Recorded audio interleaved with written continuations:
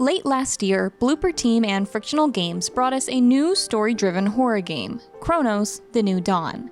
Made by the same studios that brought us Soma, Amnesia, and Layers of Fear, Cronos: New Dawn delivers the experience you'd expect from the aforementioned titles. Punishing, thrilling, and an intriguing story that asks many questions while providing few direct answers to the player.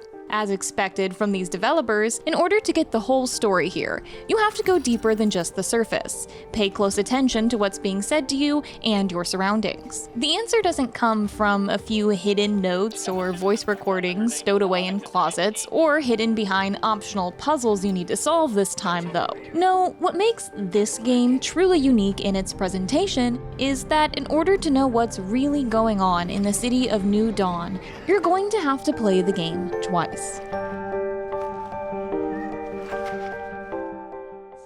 Cronos: The New Dawn isn't anything particularly special on the surface. The ending isn't the most unique or satisfying on a first run either, I admit. The itching feeling that you're missing something, that you never got an answer to the questions the story had asked of you, it's there on purpose. There's theories, there's obscure side stories. All these things increase in their impact the more you know going into them, making the replayability of the title not only very high, but almost imperative to the experience. Details that mean nothing the first time you see them, only to mean everything to you later. Forgettable characters whose names are only mentioned briefly, then suddenly tie a larger thread into the main plot.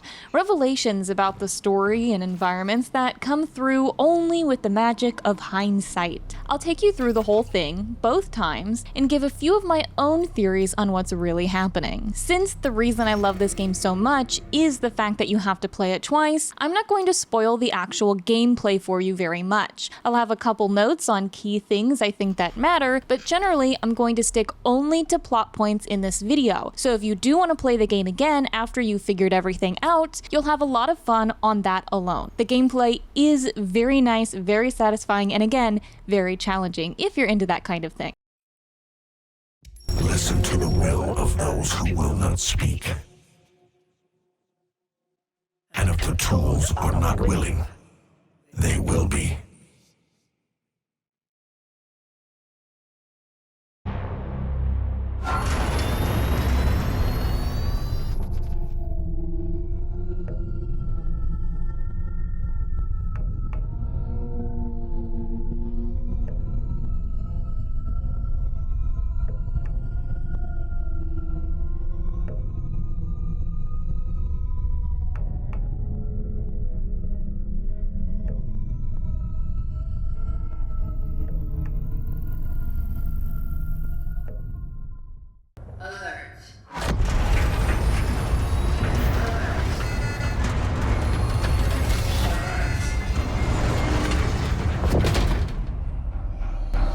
Operating unit signal loss detected.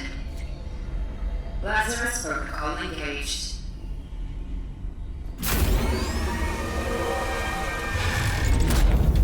Welcome, Traveler MD3576. A voice, an automated waking system, addresses you. It assesses your mental capacity, asking cognitive questions to ensure you're capable of your task, and then you're sent on your way, out of the sarcophagus, the Rev Pod, with a mission. Find your predecessor, and continue the vocation. Such is your calling. You are a traveler, sent into post-apocalyptic Poland. The true nature of your mission at this point is a little unclear, but your current instructions are not. Walk forward into the desolation and find your predecessor, D3500, and retrieve the anchor. What is the anchor? We'll get there when we get there.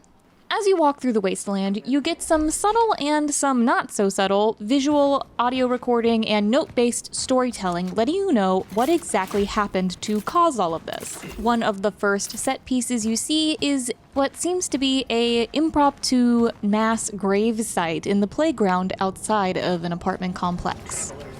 Moving through the apartments, you'll find it mostly broken down. A few pieces of it are frozen in time, as if the people who lived in those specific rooms simply got up and left one day. Passing through a room, you'll find a note. A boy has left to find his mother, and his father is locked in the office, though he slipped him the key before leaving. Getting into the office through a dilapidated wall, you can see why the quarantine might have been in order for these people.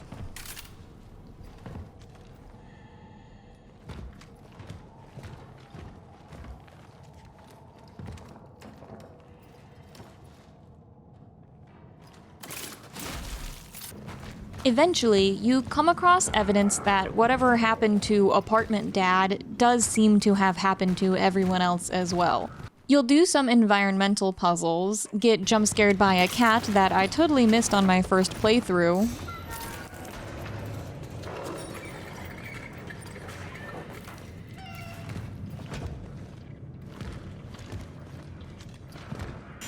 listen to an audio log telling you what to do now, Passage to Sector D31 established.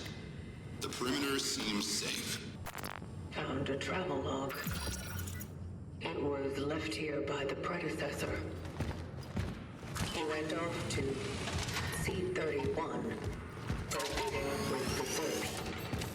and eventually come across the first enemy. Now, you might have noticed in my footage that my button prompts have changed. I had started the game using a controller, as this was recommended by the game when you launch it. Do not let this fool you. Playing this game with a controller is a mistake, unless you intend to have aim assist cranked up to 50% if not 100 for the first 10 hours of your playtime. While I explain, enjoy me entering full panic mode upon entering the very first combat of the game, fat fingering the reload button and shooting blanks for pretty much the entire time. One of the most impactful mechanics in terms of the game's difficulty is the stability of your gun while you're using what is called a charged shot. Resource management is key to making it through the challenges ahead, and a charged shot does about double the damage of a regular one, making them a requirement in combat, especially earlier on when you haven't upgraded your weapons at all. The charged shot doesn't take any more resources than a regular one, but it does take significantly longer to fire off. Something else you upgrade over time is the speed of the charge, which takes about 1,000,000 years currently at the start of the game, and the speed of your reload, which you cannot do anything during, and it is immune to animation canceling, which is partly why I managed to not shoot anything at all during this first encounter.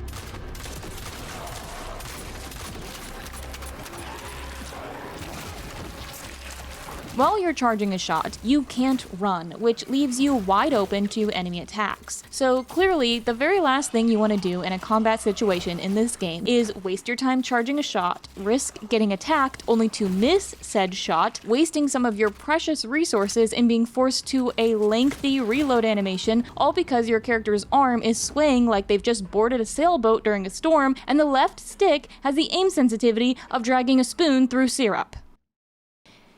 Needless to say, I changed to mouse and keyboard to have better control over the aiming system because I refuse to put aim assist on no matter what game I'm playing or whatever situation I'm in. So controller's out, keyboard's in.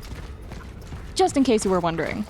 On the same note, I was reading reviews and discussion pages on the game after I beat it, mostly to see if there was an alternate ending to unlock after I finished it, and I saw a dozen complaints about the difficulty, and even some complaining the game alienates players due to not having more than 2 difficulty settings. I found it a bit surprising since one of the 2 settings happens to be easy mode, and while normal difficulty is still pretty hard, it never felt impossible to me even at the most difficult parts of the game. The game is very dynamic, and if you fail a few times in a row, it will subtly give you more ammunition or a stronger healing item. Little things to make it a bit easier when you re-enter combat. And despite me commonly entering a boss fight with absolutely no resources at all, there was never a single encounter I was unable to eventually beat because I got soft-locked or something due to lack of resources caused by the game being too difficult. In fact, there is a 3rd difficulty setting, but because the game is challenging by default, that hard mode isn't unlocked until after you beat the game already. Reflecting on my experience with the controls and the gameplay, I came to the conclusion that most of the complaints are probably from people using a controller and trying to play on normal difficulty.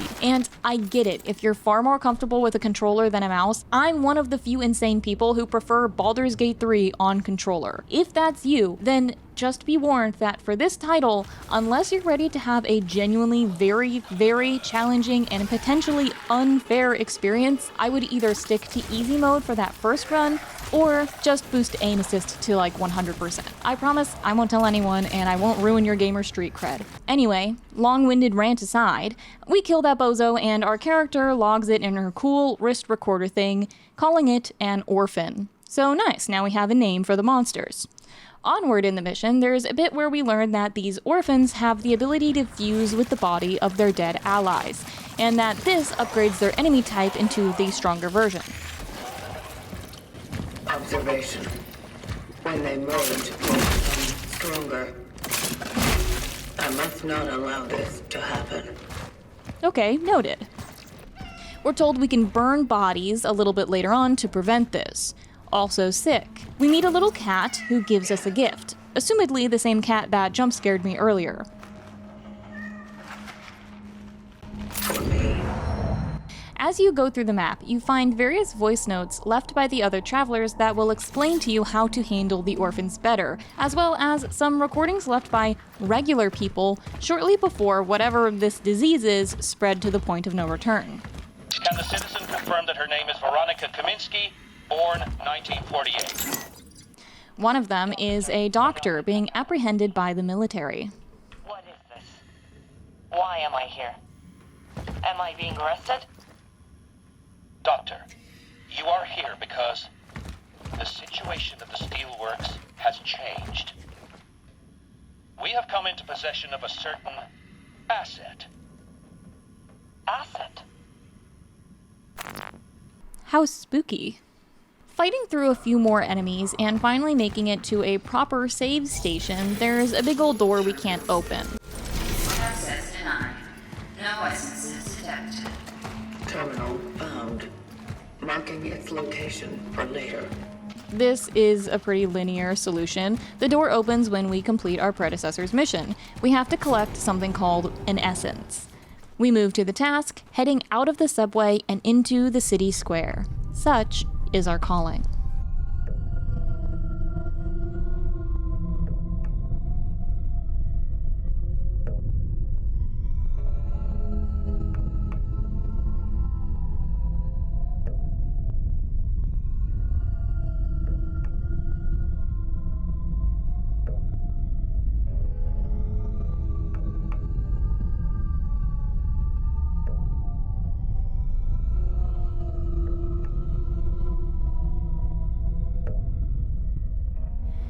This is about the time where I need to give a proper spoiler warning. If you have watched this far and you want to check out this game, it sounds neat, got cool mechanics, you like a high difficulty, I highly encourage you play it yourself. What you've been shown is roughly the first hour of gameplay. I'm pretty sure just the demo covers this area. My thoughts on the few things that may impact your experience, and if you choose to play it, I've kept it completely spoiler-free in terms of the actual story to this point. From here on out though, I am absolutely going to kill the replay value of this game if the story is all you care about. If the title of the video didn't make it obvious already what I'm gonna do. So be warned, ye who enter here.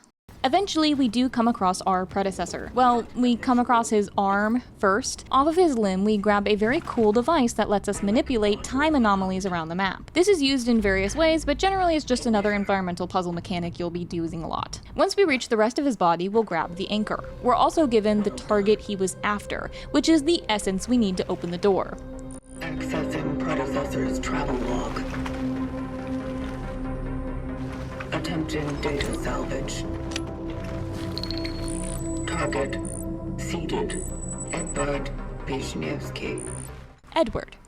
His location is in another apartment building, which is weird because I thought this was the apocalypse. Isn't he dead? Well, we're not really told what an essence even is, so maybe whatever that is just where he was. Before you reach the complex, you find a travel log from someone logged as the Warden. It's a weird description of how logging things works. I'm not really sure why he found the need to record that and tell us that you can listen to things in the future after you record them, but sure, whatever. I guess he thinks it's neat.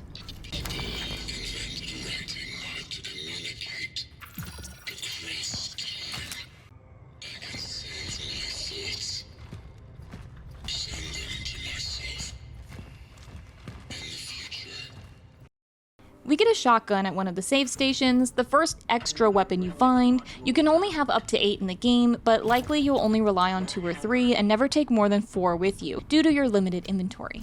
Right after, we'll get a closer look at exactly where we're headed, a glowing section of a building that seems to be frozen mid-explosion. We refer to it as both a dive point and an anomaly, and I'll be using both words interchangeably. I also might call these things rifts at some point. Going through the complex where Edward lived, you find notes from various characters, with a particular one that signs off as A. She writes about how she is the sole caretaker for her mother, how all her friends have moved away, and Edward, how increasingly worried she's been about his erratic behavior and conspiratorial ramblings. You'll also find other miscellaneous notes around the apartment that lend to some well done but very sad world building. Mostly they're about how Edward played his music too loud though. During all of this, a large goopy orphan is following you around and talking to you? I didn't know they could do that. The notes from A become increasingly worrisome in regards to Edward. She's afraid he'll hurt someone and eventually decides that the next time he comes to see her, she's going to lock the door and hide from him. The orphan's lines start to become more and more aggressive and accusatory as you climb the building.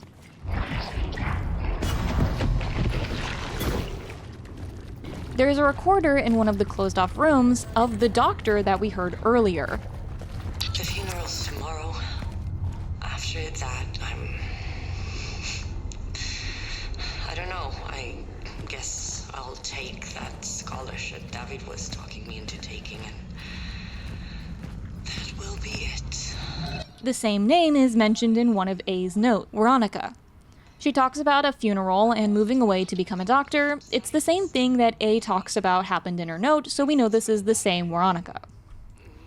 After maybe half an hour or 2 hours, if you're like me and you didn't realize that you could craft ammunition yet, and so you've just been walking around with 3 bullets the entire time. I digress.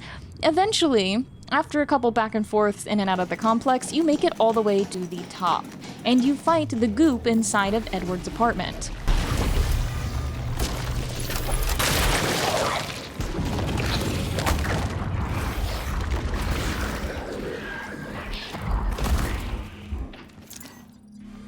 My guess is that is what he turned into, but if we killed him, we're not going to get the essence we need from here anymore, are we? So instead, we approach what our character has been referring to as the anomaly. Slam down the anchor we retrieved from our predecessor and...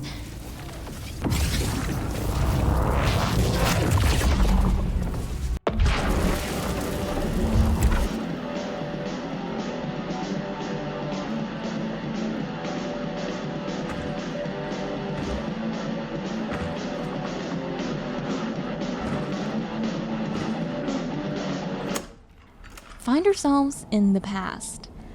The evening of December 21st, 1981 to be exact.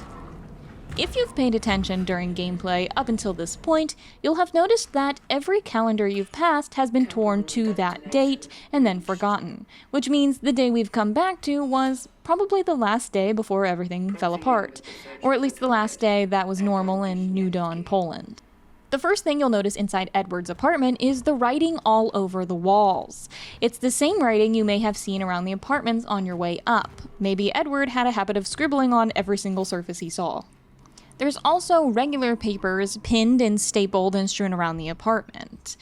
One is a newspaper clipping. This one is right around where you spawn into Edward's apartment. It talks of a dead body that was found in the basement storage of a former resident of the building, after said resident had gone missing for a while. It notes strange markings were on his head and the police suspect murder. There's also clippings from what seems like a tabloid reporting on strange worldwide occurrences, specifically the supernatural conspiracies surrounding the famous Davlov Pass and the Hell Hole. For those who don't keep up with modern urban legends, the Hellhole Well to Hell, or Siberian Hell Noises as it was sometimes called, is a story about engineers drilling a really deep hole, it getting very hot down there, them lowering a heat-sensitive microphone, and then hearing nothing but screams. There's a Wikipedia page on it, as there is one on everything, which confirms that it is 100% fictionalized, and on YouTube and other parts of the internet, there is an audio file circulating claiming to be from this legend. It is fake and just cut up clips from a horror movie. Dyatlov Pass, though, is a real incident, and a very famous one at that, due to its mysterious circumstances spawning the urban legends surrounding it. The story is in Russia. There were several hikers climbing a very snowy mountain in a remote section. One time in the middle of the night, they cut open their tent from the inside and fled into the snow in their undies. Naturally, most of them died due to hypothermia as it's sub-zero temperatures, whereas a few of them died to mysterious trauma in the head and chest. The urban legends, as you can imagine, spawn from what drove them from their tent, and how did those mysterious incidences of death with trauma to the head happen. There's plenty of theories ranging from UFOs to Wendigos to ghosts to other supernatural forces to the more reasonable avalanche or animals outside the tent. Either way, though, it did happen. The aliens probably didn't happen. As you explore, you'll notice that Edward was an anarchist and believed that disease was caused by the government, and attempts at quarantine and treatment were disguised as kill camps for the suspected infected. He's also got drawings all over his walls depicting us, other travelers. How much did Edward know? There's a safe in one of the rooms, and opening it reveals a note Edward left presumably for someone named Angela. The code for the safe was on the back of a photo for Angela's birthday party. Angela is likely who A was, the person writing about Edward's erratic, obsessive behavior towards her, and his descent into madness. On the other walls, he has pins and photos and articles glued to them, connecting in a way that's nearly impossible to decipher. From what I can gather, he has photos of other travelers, which means that others who used the anchor to visit the past were in fact really here, not just observing the past, which means we are really here in the past as well, affecting the things around us. It also means that the visitors may have visited this area multiple times before, and that Edward may or may not have known their target. He also seems to think that these travelers are what caused Dyatlov Pass. I think, maybe, I'm not sure, but the tapes on the walls kind of suggest it. The note in the safe says, "If you found this, that means I've gone missing or I'm dead," telling Angela to get to the shelter across from the apartments where he has set up some kind of base. He's saying if it was found, it means he's dead or missing. So, did Edward know we were coming for him? Did he assume Angela would come looking for him after he disappeared? As we leave, there's a voice from the other side of the door, and our character reacts as if it's painful for her to hear.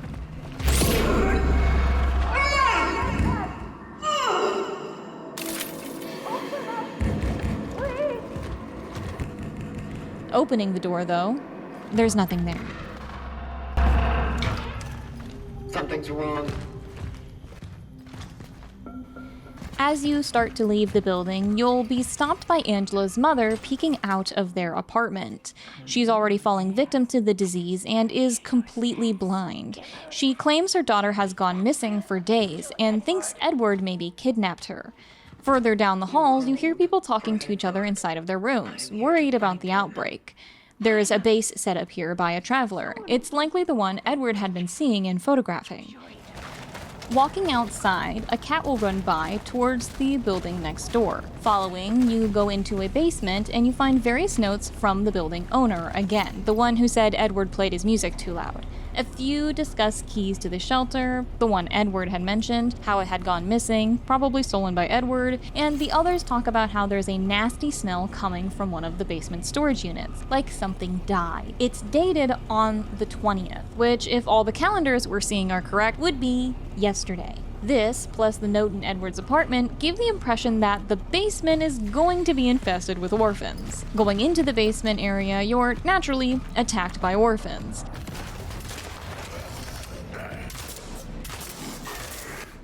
You can see inside of one of the storage rooms they come from are growths, similar to the ones you saw in the future. You see the keys to the shelter on the assimilated body of the owner. Apparently, he was one of the first victims of this plague. Before you go into the shelter, you have the opportunity to meet the other cat, the one that led you to the basement. There is one before this, it's very easy to miss, whereas this one is very out in the open. The cats don't really do anything for you in the game other than letting your character talk to them and pet them later on at a frequently visited location. If you plan on playing this game after the video, I highly recommend finding them all. Your reward for a little pet is usually access to a core, which is an upgrade item that, without enough of them, will surely make the game pretty much impossible. Not only are cores necessary for upgrading your health, which is always nice, but it's also the only way to upgrade your inventory space, something that is torturously small all the way to the end of the game. Even with a completely maxed out suit, you only get 12 slots total. At first it takes 2, but then 3 to unlock a new slot, and there's only 10 cats in the entire game to give you these cores, and they're all hidden. So I highly recommend searching for them, because you're really gonna need those cores. Entering Edward's shelter, we run into Angela before we do him. Edward, did you get the... It seems he did manage to convince her to come with her, at least at this point. What are you? What do you want? Edward Wisniewski. Where is he? She's startled by you at first, but once he shows himself and starts claiming you're for the government... Keep your hands off her, you! I was right all along! I knew you were real! Edward, are you crazy? Do something! Listen! It's the government! She gets upset at him, thinking this is all part of his paranoid delusion. She storms off, feeling like he's come up with some kind of elaborate ruse to convince her of his conspiracy theories. He wants to go after her and bring her back, to protect her from this disease only he seems to know about. But we assure him that she's not important. She does not matter, and she's going to die anyway. But it's dangerous outside. The disease! Everyone outside is exposed! That's why I brought her here! It wouldn't change anything. She does not matter. So we go ahead and extract his essence. What are you doing? Preserving.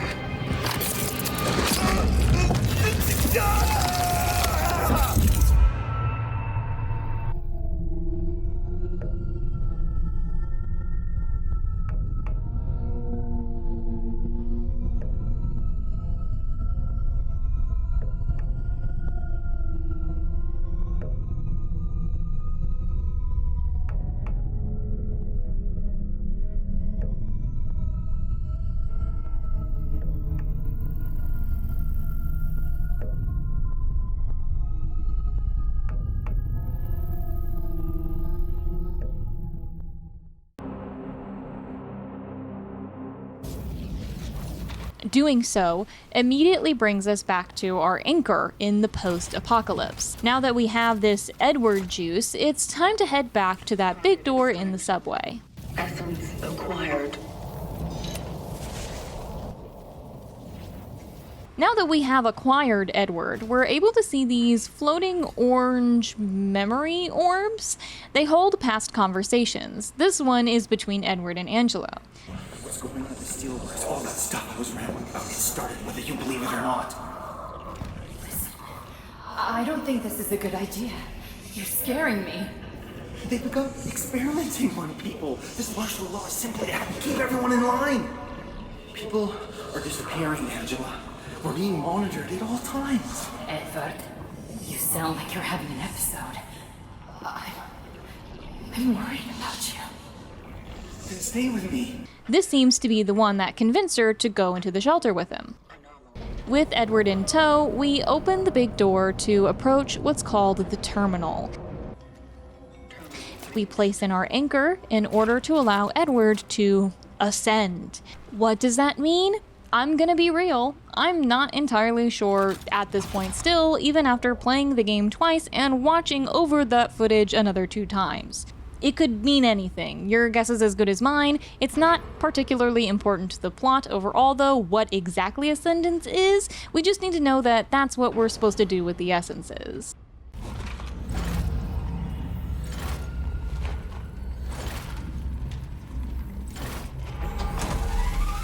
Beginning the Ascendance sequence.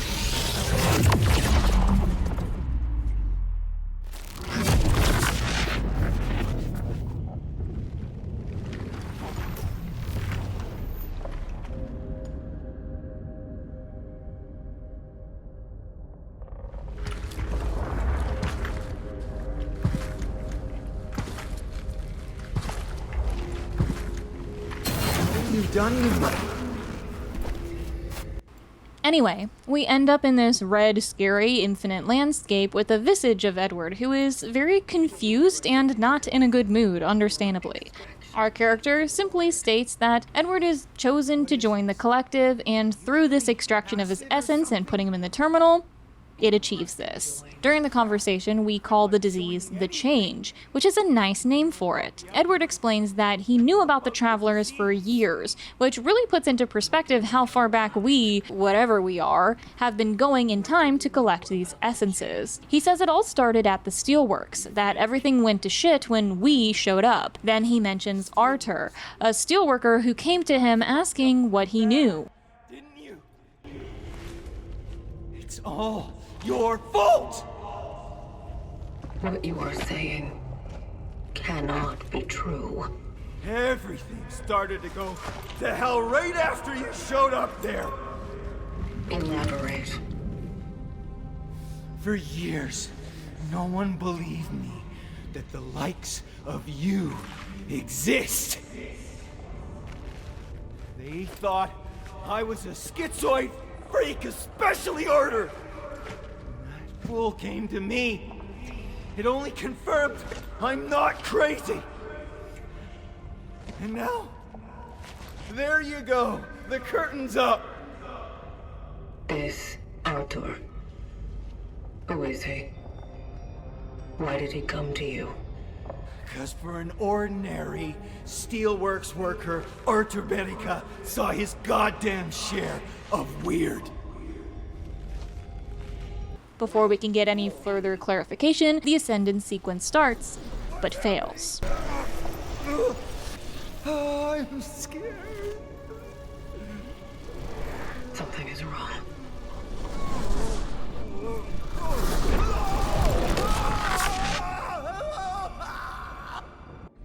Focus your attention. What do you see? Dark.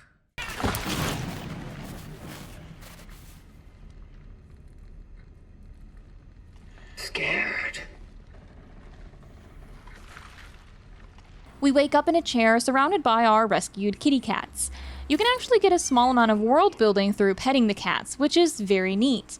The Traveler will talk to them endearingly every now and again, and mention things like how she can't give them milk since all livestock went extinct hundreds of years ago. Not that we assumed it wasn't, but it's subtle confirmation that this worldwide apocalypse is in fact worldwide, not just located in Poland. Walking out, you meet a character called the Warden, the only other living Traveler you've seen. Earlier in the game, we found one or two of his voice memos, if you remember, which were cryptic and lamenting that after the world ended, he has nobody to talk to. He's all kinds of fucked up, but he does have a cool cape. You almost fried there.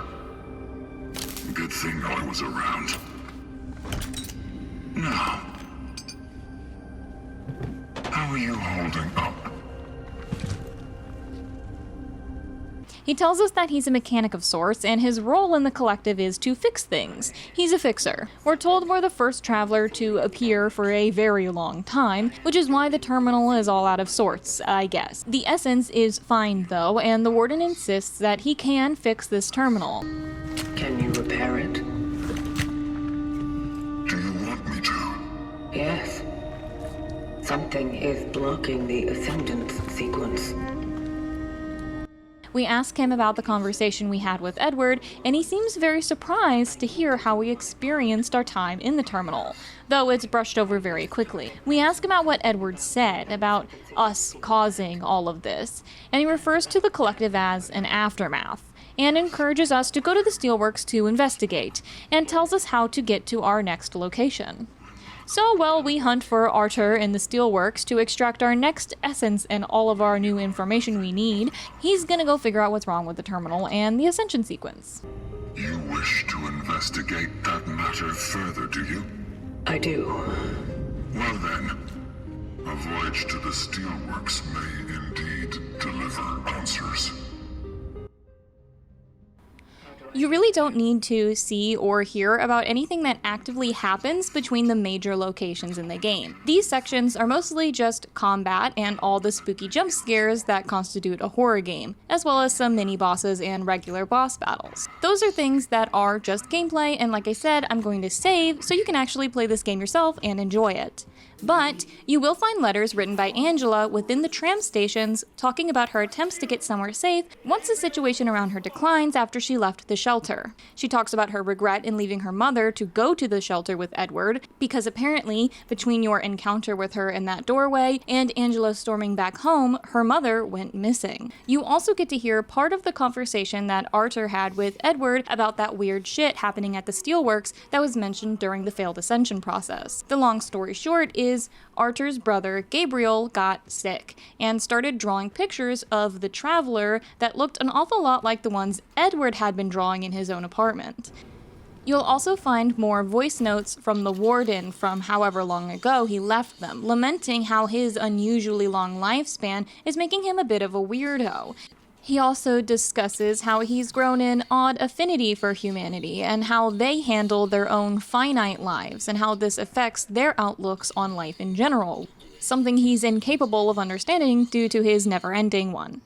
Oh, and you'll also get a new item called an integrity scanner. It literally took me playing the game once and then watching that first playthrough twice to realize that this little thing pops up on your gun to tell you if an enemy is dead or not. That would have saved me a lot of time and corpse testing bullets if I knew that, but that's my own fault for my really bad gamer habit of only skimming text on screen and not really paying attention to things outside of dialogue.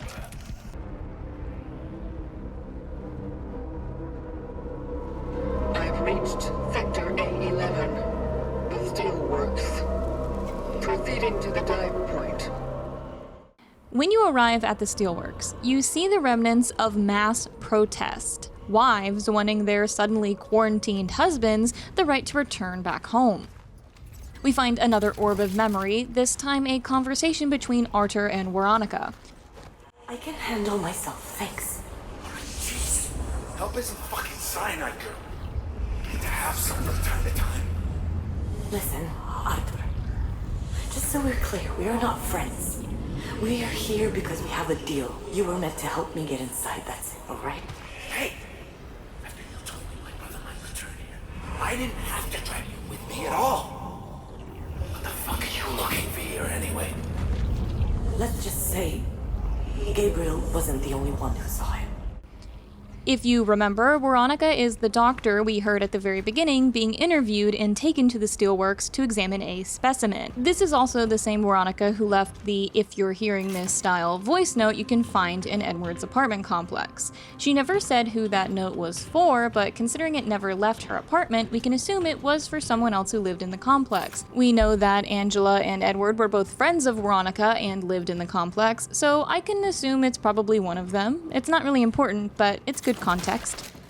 As we walk around, we'll start to hear the voice of Edward talking to us, like he's aware he's stuck in the little vial attached to our suit. I can't feel my hand. What was that?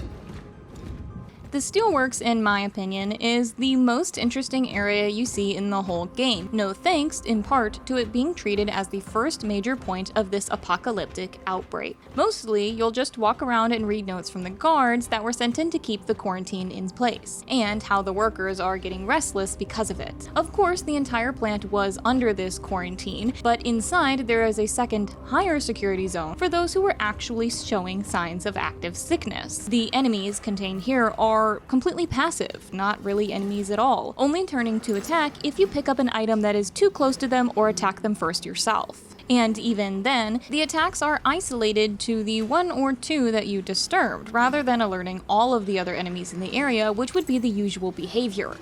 The orphans are seen sitting on benches or laying on the ground, distraught.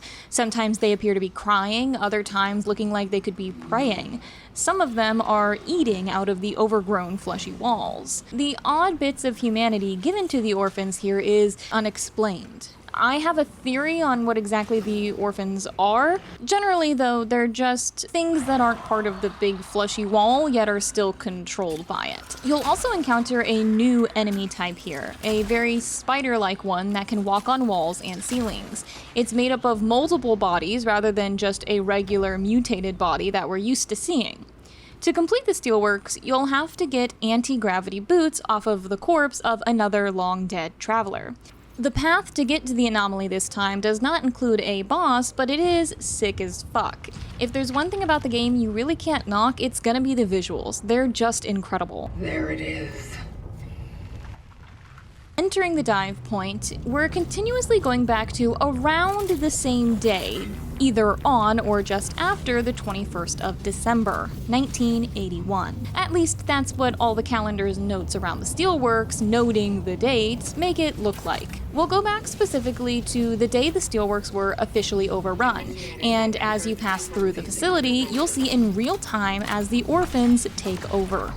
The majority of the actual plot of what happened here is made up of notes you'll find in the past, and maybe one or two in the future that only make sense once you read the ones in the past. So rather than take you through pieces in the future and putting it together in the past, I'm just going to compile everything into a chronological telling of what happened at the Steelworks. Temporal destination reached. Proceeding with the search for the target, Artur Barika.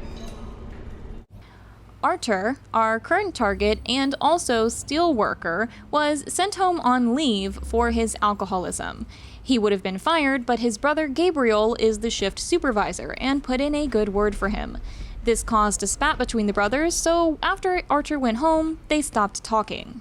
Soon after, sickness started spreading around the Steelworks, and a quarantine was put in place, just to make sure it didn't get outside. Gabriel, the shift supervisor and union leader, was put in charge of the workers in order to represent them when talking to the security who were maintaining the quarantine. At some point, a group of workers was sent to the underground basement part of the facility to investigate some weird happenings with their machinery. Those workers never came back, so Gabriel took it upon himself to look for them. What he saw were a bunch of people who he described as combined together, and a traveler. Pretty much immediately after this discovery, the military was called in, and in this process, Gabriel is apprehended by the military for interrogation, something the rest of the workers' union is not very happy about. I've already told you. With a group of workers, we went underground under the main furnace to find the missing. Cut the bullshit about the workers, Comrade Barika. Just answer the questions. What did you see there? It was horrible. Their bodies, their skin, their limbs.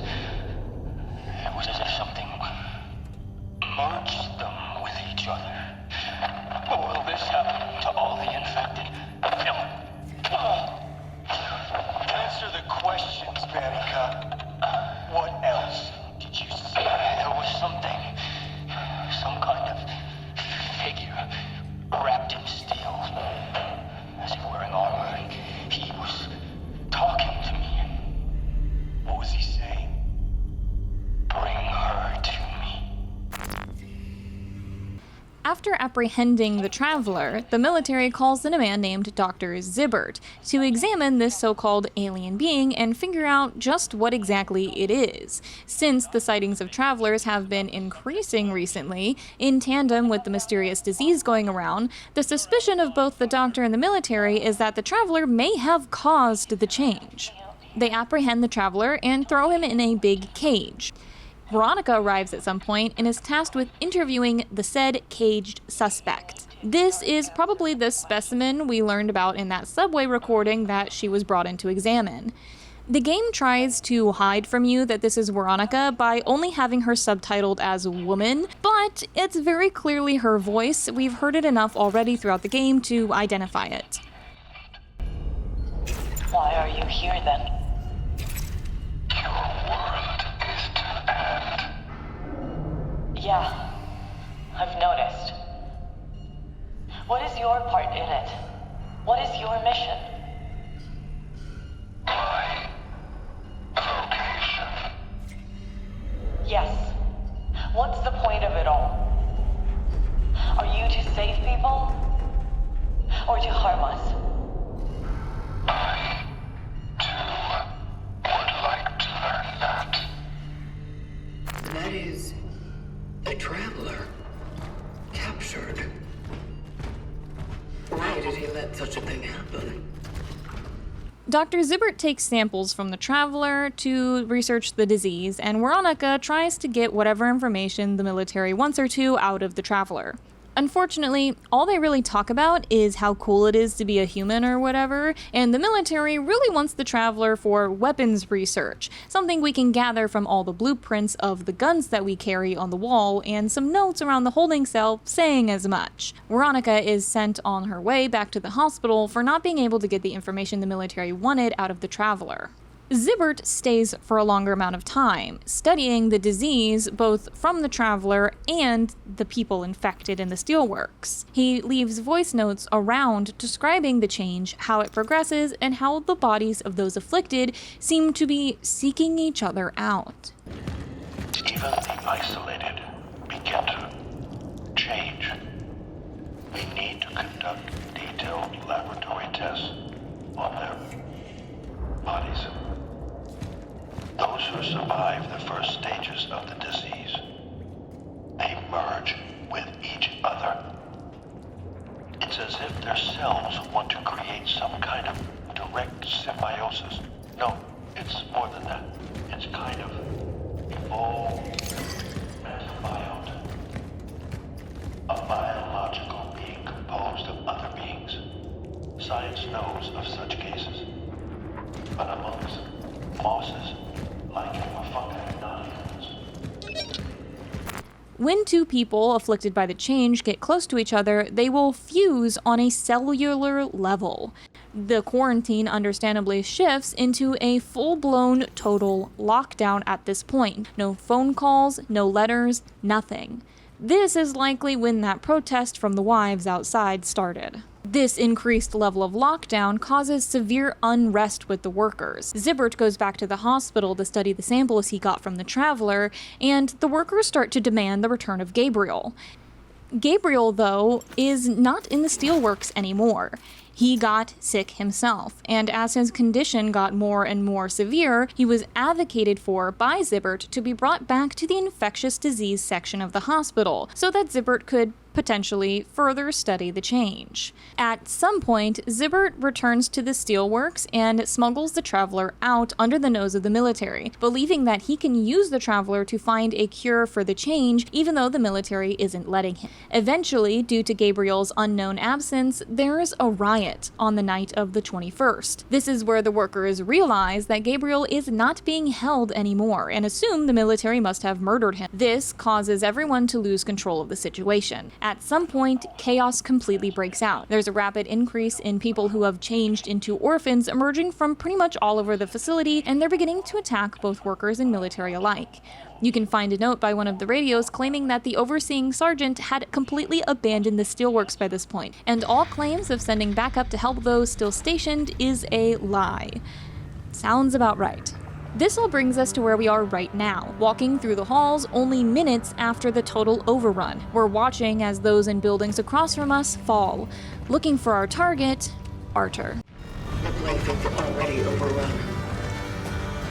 I need to get to the target immediately.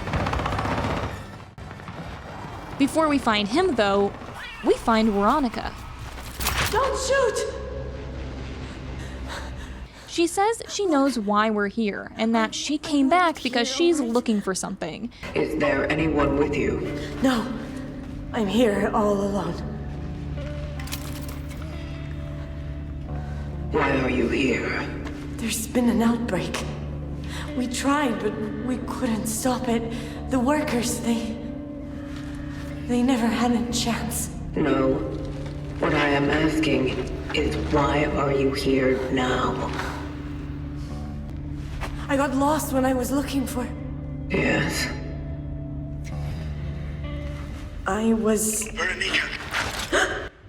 She claims that she's here alone, but Arthur outs her as not being, since over the radio he claims to have found what they're looking for. It wasn't a very good lie to say she was alone anyway, since we heard the memory orb of her and Arthur breaking in back in the fence line right when we showed up. Arthur, listen to me. They're here! Run!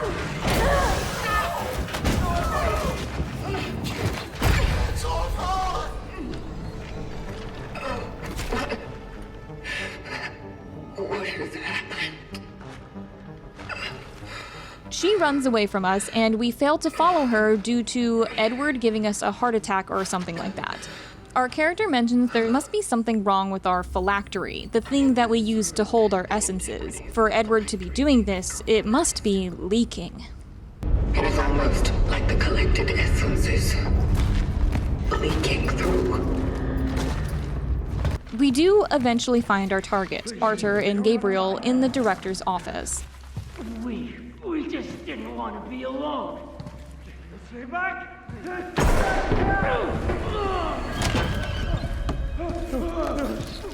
Brother! He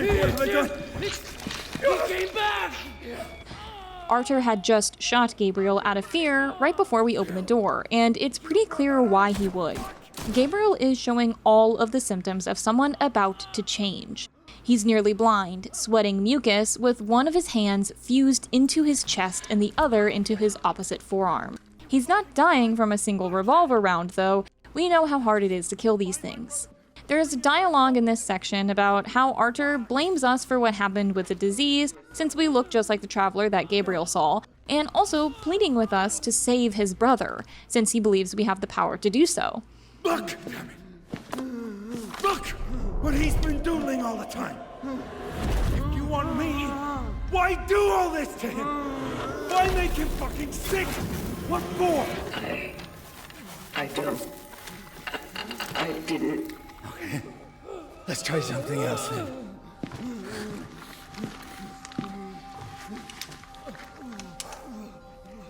He goes with you. Because I'm going to hell. Don't do it! It's your fault! Don't you fucking understand? Your kind brought the disease to our world. Let's save him, all right? Take him, we can fix him! At this point, you're given a choice. It's on a timer, but no stress. You can either extract Arthur or Gabriel. The story will progress normally no matter who you choose. Not even the visions you get from the extraction are going to change. Step aside.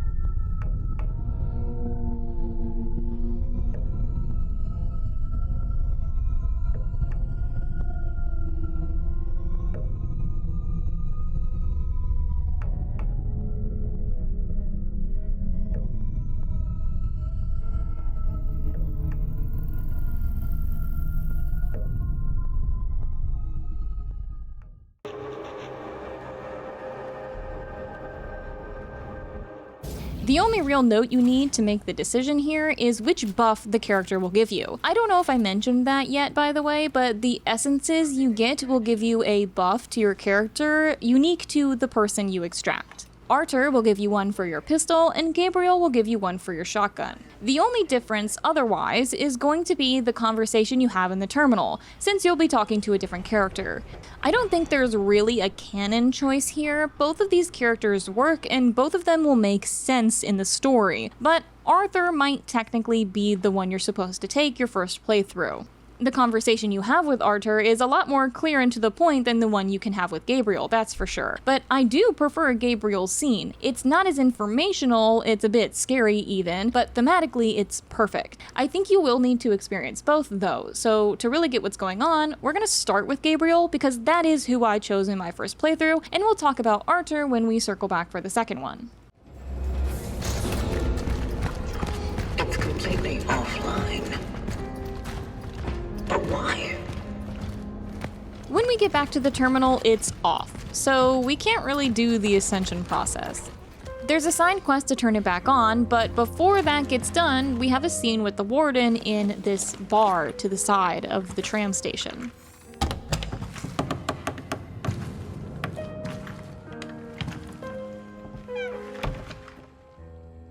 He's set up mannequins at the tables and chairs, as if they were dolls he was using to paint a scene of a normal life, back when there was still some life around to be normal. We question him on how this is relevant to extracting people in order to save them, and his defense is, how can you save someone without preserving what they were? He has a point in a way, I guess. When we enter the room, he's playing the piano, a song he claims he could only find half of, so he had to finish writing it himself. In perspective of perpetuity, what isn't but a trivial thing? What's the endless existence worth, deprived of even a moment of introspection and unadulterated joy? For some reason, people listened to music once, went to the theater, played games, and told each other stories. These things are not crucial to survival, and yet it is without them that there would be no humanity. It's a paradox, or an anomaly rather. So, the human race is an anomaly to you. Oh yes, and a perfect one.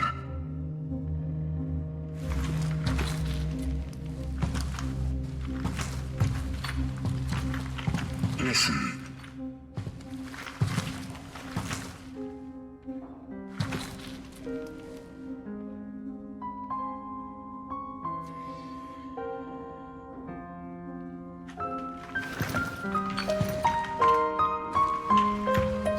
Unfortunately, the whole thing was not preserved.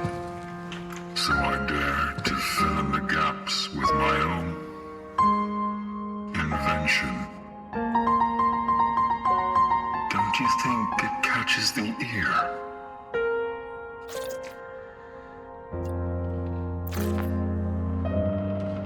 It is nice. But you are wasting time. Wasting? To waste something you barely have. Isn't it something grand?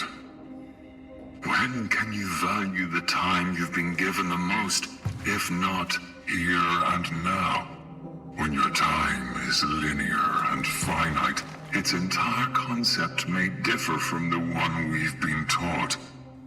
This is what made them superior in a way.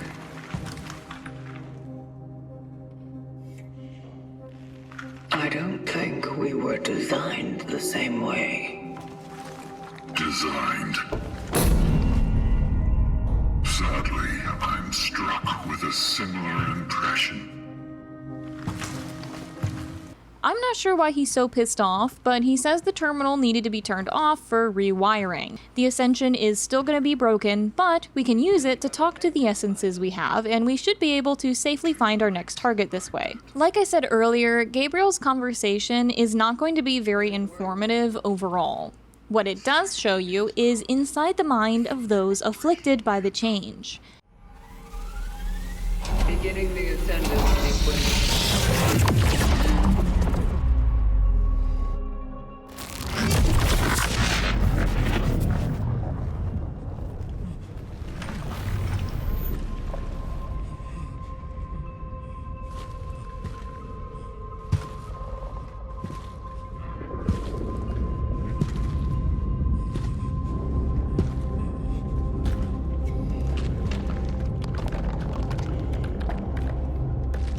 Remember, they beat us because of you.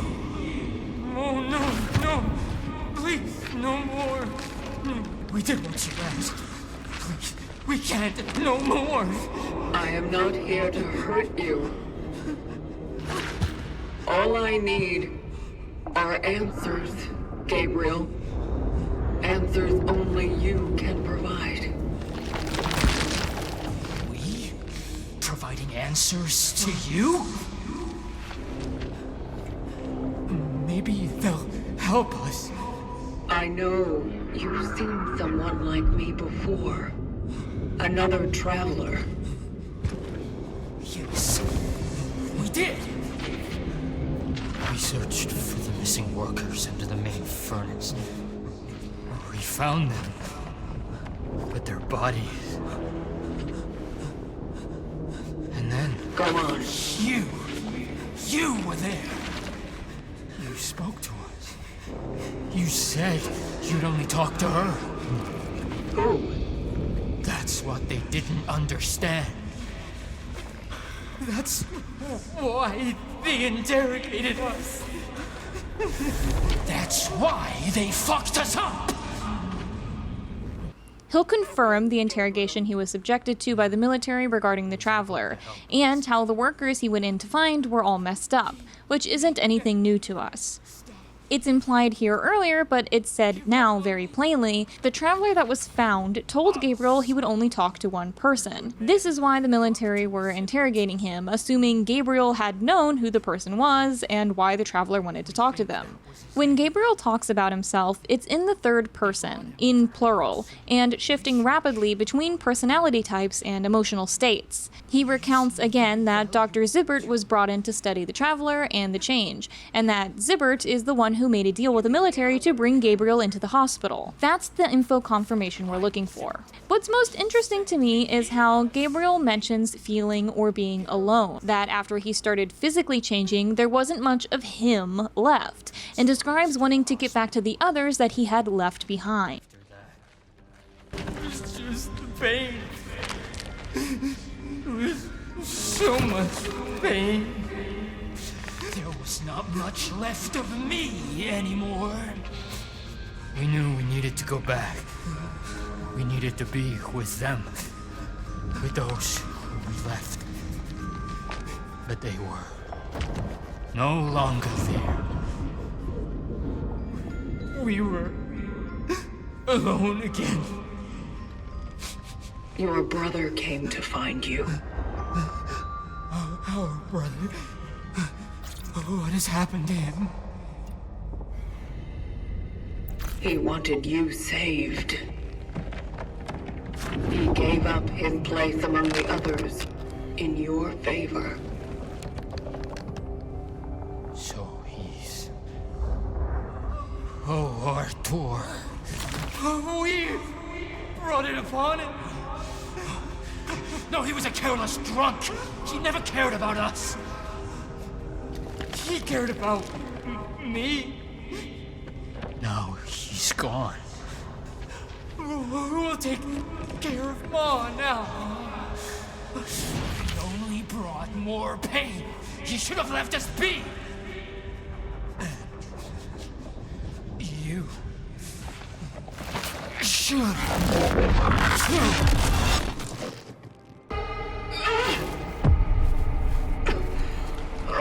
You said it was safe to use. I also said it's not yet fully operational. So we fall out of this machine, kind of upset that the terminal was very unfun to experience, but technically the warden was right. We're okay, so it was safe to use. We catch the warden up on how we found out about the captured traveler and the constant mentions of this Dr. Zibbert who'd studied him. Now our goal isn't just finding new essences out of curiosity for what happened to end the world, but now we need to find out what exactly happened to this predecessor of ours. The hospital is in Sector A0, a place you passed by at the start of the game with a voice telling you it's been locked down to extreme fall danger. Little do they know, Danger is my middle name, and also I just got some sick-ass gravity boots. Now that we're getting these memory orbs, we have access to one by the payphone. It's a conversation between Arthur and Gabriel, where Gabriel explains that he is being sent to the hospital to be looked at by Zibbert. Again, in this call, Gabriel talks about how he feels alone and wants to stay with the Steelworkers. This happens way before Gabriel reaches late stages of infection, which means that this losing of himself started earlier than we might have thought. This explains how Arthur knew that Gabriel was in the hospital and how he got his weird drawings when he confronted Edward later on. Okay, just take care of yourself, okay? I'm fine. It's just... I don't want to leave these people. I want to be with them now. I feel so... alone.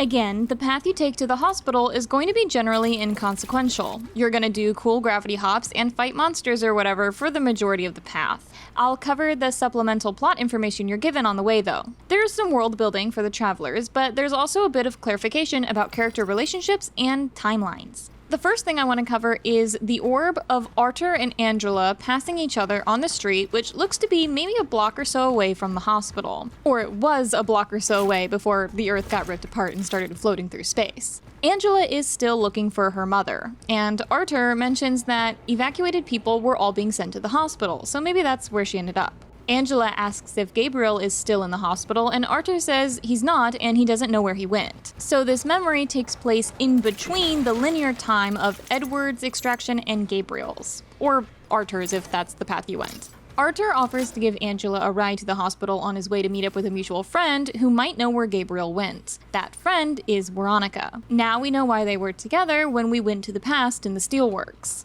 This also tells us that Angela, Edward, Arthur, and Veronica were all friends and knew each other. They're close, or at least they were at some point. Since they all seemingly lived in the same apartment complex as well, according to Angela's notes, Veronica's voice note was potentially meant to be heard by all of them. This conversation solves a couple of mysteries in the game so far, at the very least. That's helpful. You can also find Gabriel's apartment.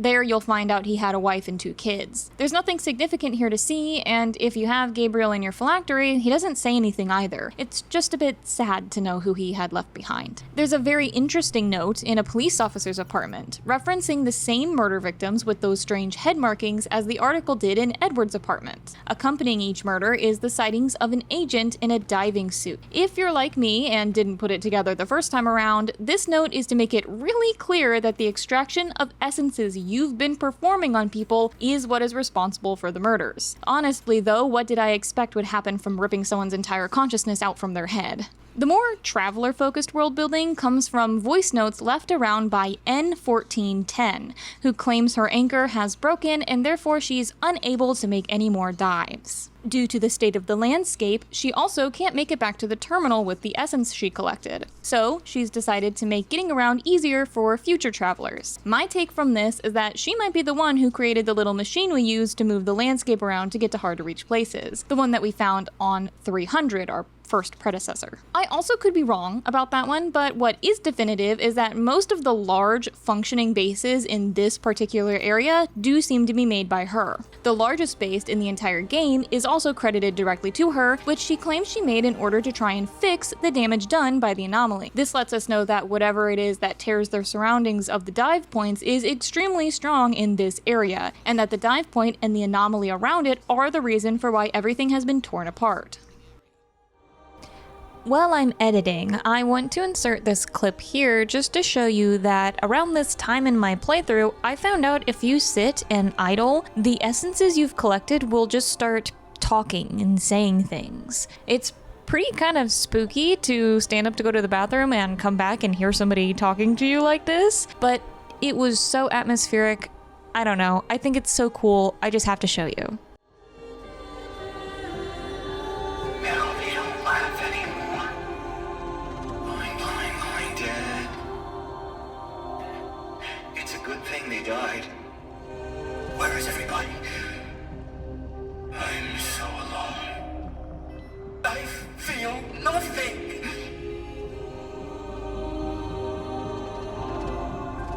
Hold your breath. Steady hand. Almost done. As you get closer to the hospital, you'll get flashes of the past in the area that you're standing in, usually used as a form of jump scare to spawn in half a dozen enemies at once before making them disappear, trying to get you to waste a little ammo. These flashes from the past, I would assume, are also due to the very unusual temporal event the dive point is creating. You also find another memory orb just outside your destination, where Veronica and an unnamed man argue about letting too many people into the hospital.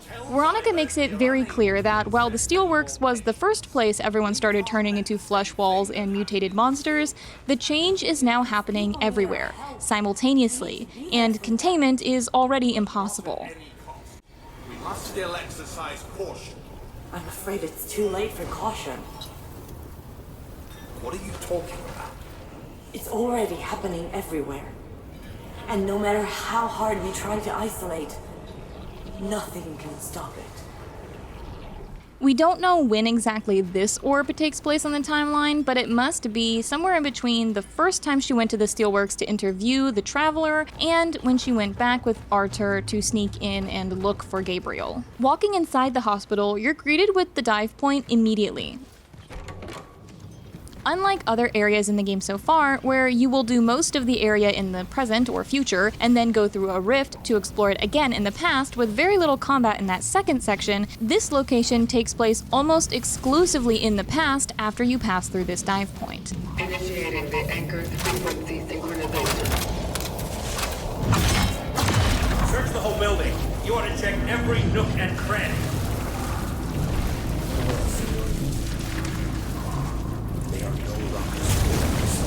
Waiting for a report, soldier.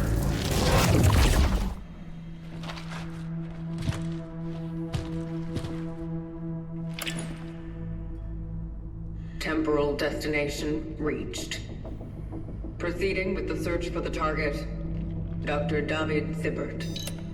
This is honestly where the timeline got very confusing to me, to the point where even after playing the game twice and taking notes, I can't tell you I'm 100% sure about the exact order of events. Not the loose timelines I've been saying so far, but almost not entirely sure these things happened in this order at all. I'll still do my best, of course, and rest assured, anything that's absolutely needed for understanding the events is mostly laid out in an understandable way, even if it's not penciled into a calendar for us. It's mostly the little things that are getting me confused. Placing our anchor, we arrive shortly after the military has slept through the building. You hear voices as you begin the dive, but by the time you actually appear, they're gone. Scattered around are recordings from Dr. Zibbert. The hospital had been so inundated with the sick that many of them arrived with no rooms left to give, causing the halls to fill up with patients. After walking around for a bit, you'll get a signal on your radio. Hello?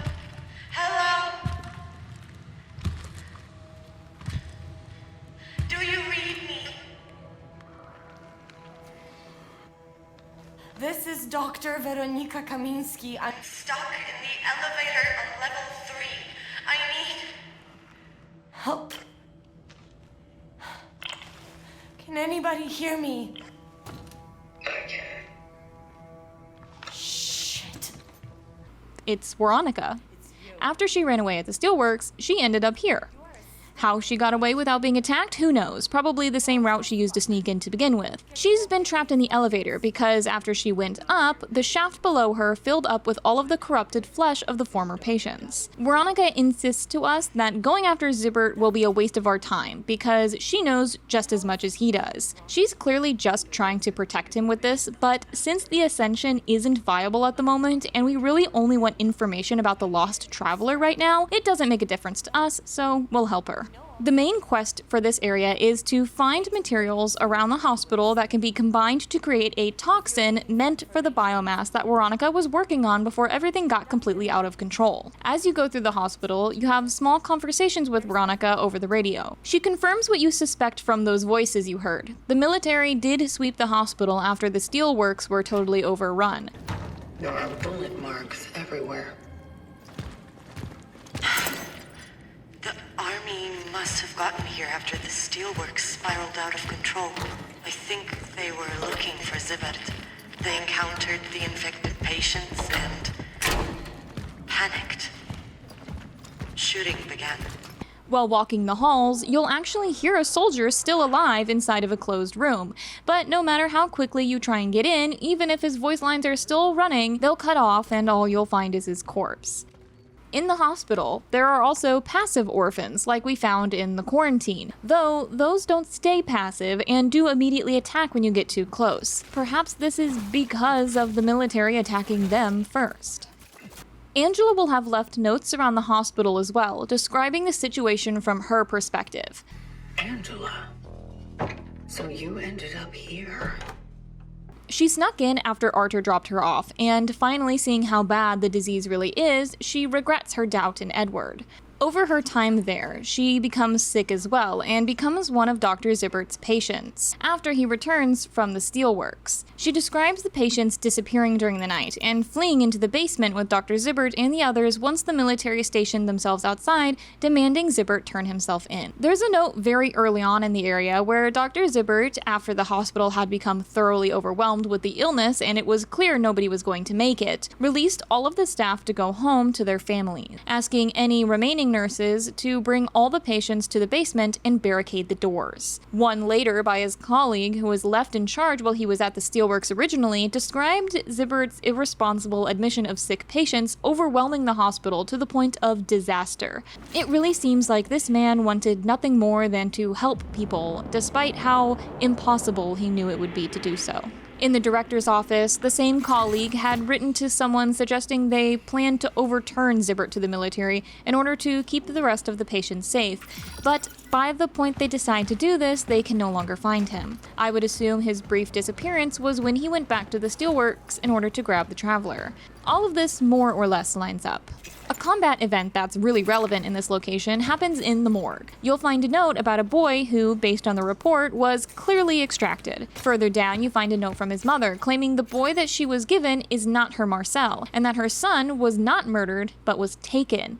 It's signed by someone whose essence you could have picked up off the phylactery of a dead predecessor much earlier in the game, before you go to the Steelworks. This family of essences have their own unique storyline that I won't be covering in the video, but I do recommend on at least one of your playthroughs that you gather all three of them to see what it's all about, assuming you still play the game after I spoil literally everything.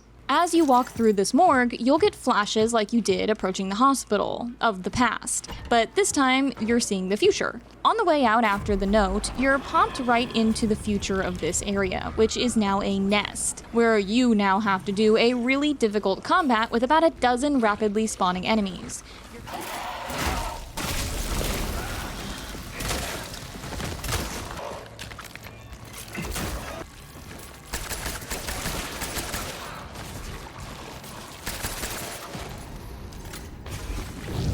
That doesn't seem right. This place seems suspended between space and time. Your character will comment afterward about how the hospital is seemingly simultaneously in the past and present at the same time. It's very weird, but it does explain the notes about the anomaly we got earlier from 1410. An unstable dive point like this very well would rip apart the world around it. At least that makes sense to me. As you explore the different levels of the hospital, you'll find more notes from Zibert. One of them is addressing Gabriel and his condition. Gabriel's condition is deteriorating. He has stopped responding to any stimuli. He has a high fever and is delirious. His brother asked if we could take him home. He knows we can't do anything for him anymore.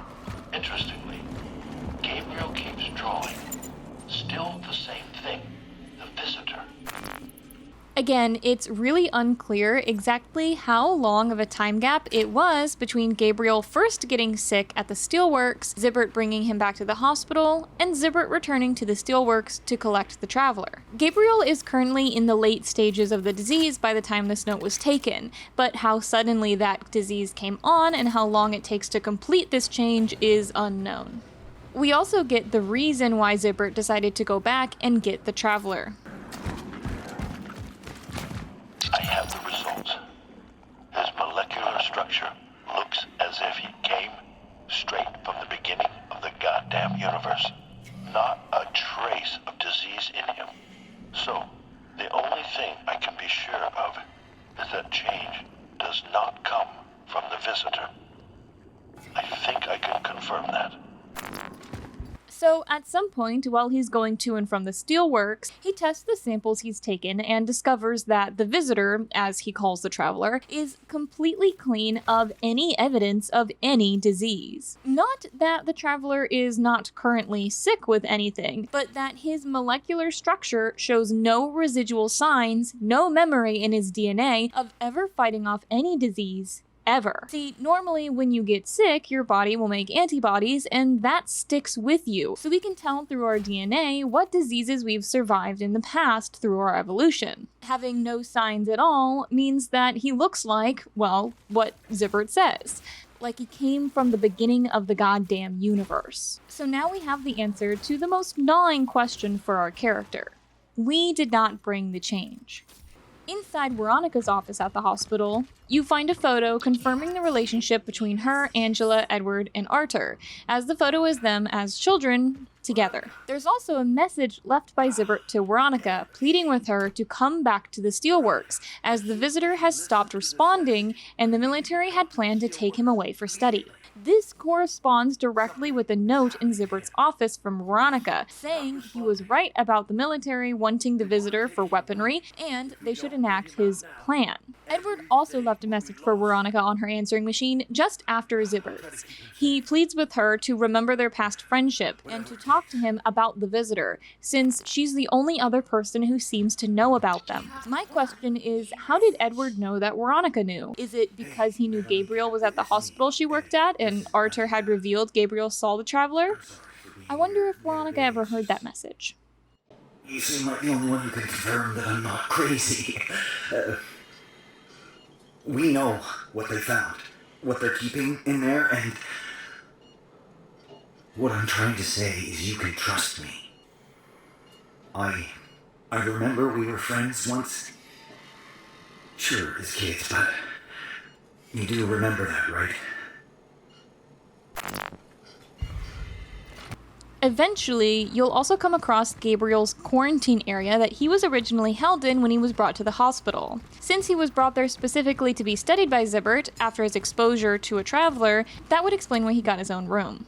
True to Zibbert's recounting, the walls are covered in scrawlings of the Traveler. Inside the cell, you find a medical report about Gabriel that describes more of the information about what the change does biologically. Before that, though, I have to address something. This report references both the night of the 22nd and the next day, the morning of the 23rd. Up until this point, all of our time travel had suggested we were continuously going back to the 21st of December or the day after. The calendar is all being frozen that way in both the future and the past, and all the previous dates of notes stopping around the 20th, nobody ever mentioning Christmas happening despite all the decorations and the apartments of the locations. It just made sense. This clearly dated medical report, though, slightly changes the perspective of most everything we've seen so far. Like I said, nothing is going to be 100% concrete, so this timeline up until now is straightened out just as much as I can manage. On the 21st of December, Edward leaves his apartment for the last time to chase down Angela and bring her into the shelter. That's why his calendar is stuck there, and that's why when you walk past Angela's mother, she says Angela has been gone for a couple days. The the calendars in the subways are stuck on the same date due to them being shut down permanently. The reason they were shut down is because the 21st is the day that the steelworkers rioted and broke their quarantine. But that being the day the steelworkers rioted means that Gabriel finding the Traveler, Veronica and Zibert studying them, and the progression of the sickness into the general population across the country were already happening by the time that we first went back to extract Edward. Gabriel's medical notes start on the 22nd and end on the 23rd, so it's either late on the 23rd or early the 24th when we run into him and Arthur at the Steelworks. That means that within 2 days, Zibert returned to the hospital with Gabriel, met with Arthur and discussed the drawings that Gabriel was making, returned to the Steelworks after the riot, smuggled out the unresponsive Traveler after calling Veronica, then returned back to the hospital. Arthur went back to confront Edward. Then Edward went back to the shelter with Angela and locked the door. During this time, Veronica was still at the hospital and got that phone call from Zibert. She met Arthur, who was returning to the hospital again looking for his brother, and they headed to the Steelworks together. Because Gabriel's last medical update is the 23rd, and there's no reason why the hospital wouldn't immediately call Arthur to report his brother gone missing, I'm gonna assume Arthur and Veronica meet up the night of the 23rd, and we encounter them as morning arrives the next day, which means that Zibert would have returned to the hospital without Veronica there either late the 23rd or early the 24th. If he's already smuggled the Traveler, the military following him and demanding he give himself up now makes a lot of sense. In response, Zibert brings all his patients to the basement, sends all the civilian nurses home, and once the military loses their patients, they enter the hospital, see all the mutated patients, and let loose. Veronica returns just as things start to quiet down and starts looking for Zibert, thinking he must have brought the Traveler with him back to the hospital, the same thing the military thought. She checks the offices upstairs, finds nothing, and then gets trapped in the elevator on the way back down. It's nighttime in the game right now, so at the absolute earliest, it has been maybe 12 hours since Zibert would have returned to the hospital, met Angela, and brought everyone into the basement. Things are happening so quickly in this timeline that most of the explanation barely even feels possible, but based on the things happening around them, it couldn't be any other way. Gabriel was brought there on the 21st, before the riots, and he leaves sometime on or around the 23rd. We know this. It's dated on his report. We also know Edward went into the shelter and didn't leave till we extracted him, which means everything we see between Arthur and Gabriel and Arthur and Veronica must have happened between those two dates. If we add in an extra day just for travel back and forth like I did, it's very likely the night of the 25th right now. So, Merry Christmas, everybody. Back to Gabriel's symptoms. He was having seizures, high fever, and delirium on the 22nd. The next day, the 23rd, he had lesions appearing on his skin, connecting his hands to his torso, permanently fusing the tissue. It's noted that surgery was not considered. There's other notes in the hospital that confirm that on some patients earlier they did attempt a surgery, only to find that their insides had completely shifted their position. Organs in the wrong spot, fused to each other, blood vessels no longer taking their regular path through the body. Basically, when the doctors say that Gabriel's hands are fused to his torso, they don't just mean the skin is grafted together. His hands have effectively fused into his bones, into his organs, becoming integral to their structures. You also find notes telling how Gabriel got out, and that he kicked a nurse in the head a few times and made an escape out of his window. Knowing how fast Gabriel went from pretty sick to fused to himself, and knowing that they did attempt surgery earlier but didn't consider it for Gabriel, we can assume that he probably wasn't the first person on Earth to get sick. That this outbreak at the Steelworks, as Veronica suggested, wasn't isolated to there. That every patient in the hospital who's coming in sick eventually had gone through this process. How long had this been going on before the Steelworks got totally out of control? I'm not sure. But now it seems like the quarantine had nothing to do with the sickness and everything to do with the Traveler. We can assume, though, just based on everyone not being dead, that the orphans becoming violent monsters that can take out an entire platoon in a day might not have happened until the last couple of days. In fact, all the evidence we've seen is that the orphans are mostly passive unless provoked, meaning it's potentially the military's fault entirely that people died at all. After a bit of exploring, you end up with all the samples you needed for that toxin, and in the process, you'll come across the perfect spot to inject it. The biomass we're surrounded by, you've probably noticed, is made up of all of the bodies of the infected patients. Not everyone turns into an orphan. Most of them even, simply join together to create the environment around us. These fleshy walls aren't just growths, they are the change, made up of all of its victims. And as the disease changes the insides of its host to make new organ pathways, it has morphed the biology of all of its victims into one massive circulatory system. By injecting the heart, we'll potentially be killing the entire building, not just that mass below Veronica's elevator. How does it look on your side? Has the lift been unblocked? Veronica? Are you there? Veronica? After our task is done, Veronica suddenly stops responding. Honestly, I'm not sure we ever trusted her at all to stay still, but since she's after Zibert just like we are, it's gonna be best to follow her anyway.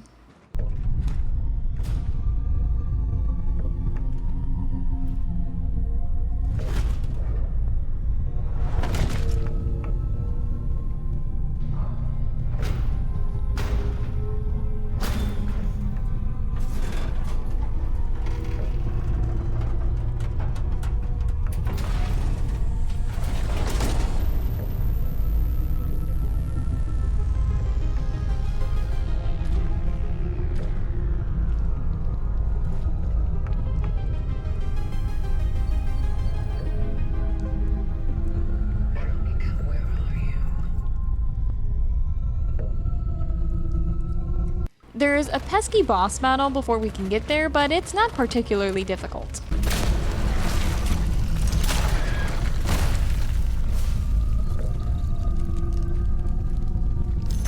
I think we're safe. For now. The real plot twist is that when we finally get to see Zibert, he's already been changed. Not like this. God damn it, David. You're supposed to bring him here.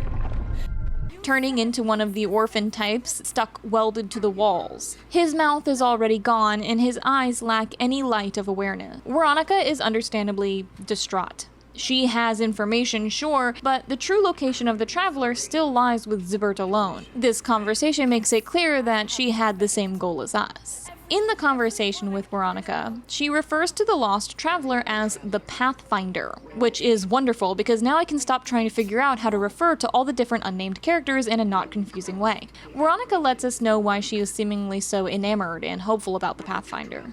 No? Are you insane? The Pathfinder would rather die than harm us. The Pathfinder? That's what he called himself. Why were you looking for him? Why is he so important to you? Do you still think he will help you discover the cure? I was trying to protect him, all right? Why? He did me a favor. And I was trying to return it. I was his target. You? Why didn't he perform an extraction on you then? You were destined to make the ascension. Maybe because I didn't want it. Or maybe he just felt that what you were doing was more harm than good. You are deluding yourself. I have seen the future. Without the extraction, you are doomed. You are. In that case, maybe it's better that we don't exist at all.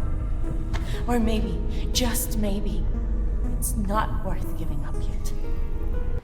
Right before you find Veronica down here, in the basement, you'll see notes of Zibert detailing his smuggling of the Pathfinder. He mentions that the military knew what he was doing, and that in order to keep the Pathfinder safe, he had to change his plans. Notes from nurses will say that Zibert promised to come back at a specific time, and that he would bring something with him to cure everybody. Zibert didn't do what he had promised, and the fact that the Pathfinder isn't here does suggest he took him somewhere else entirely. Somewhere far away from the hospital, somewhere the military would never look. Which means that despite the state he's in order to get our answers, we're still going to need to extract him. I need to make sense of it all.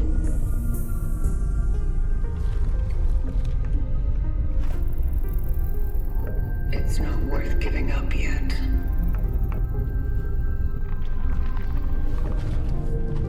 Can you promise me it will bring him ease.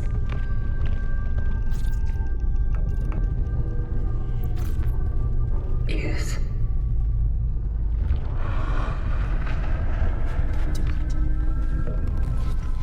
I'm sure this scene of your character deciding to extract Zibert despite his late-stage infection would be pretty surprising if you had chosen Arthur earlier in the game. But if you chose to save Gabriel, you're already aware of what's in store for uploading an infected mind into the terminal.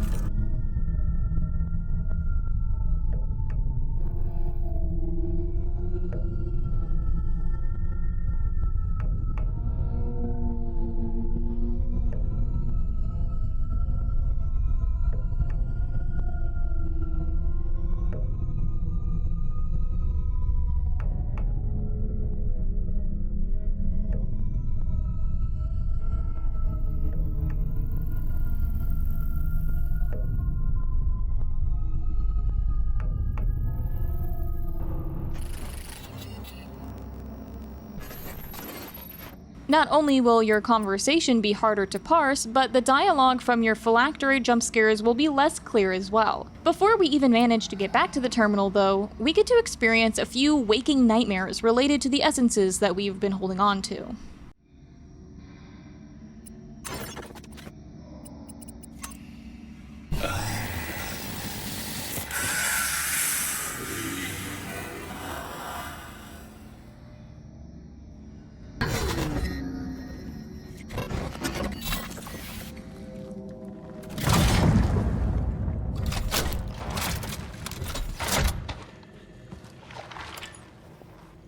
Target extraction completed. Essence acquired. The Pathfinder. I have to tell the warden.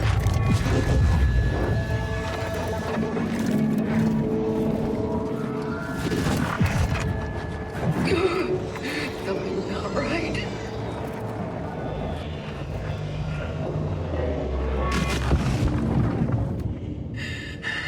Need to get back to the terminal.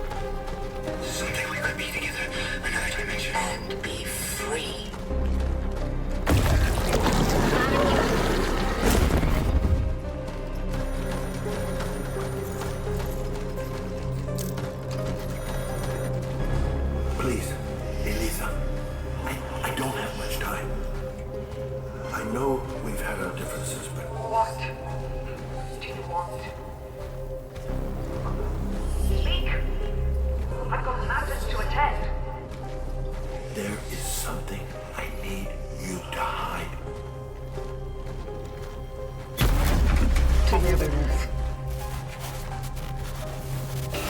Conflict.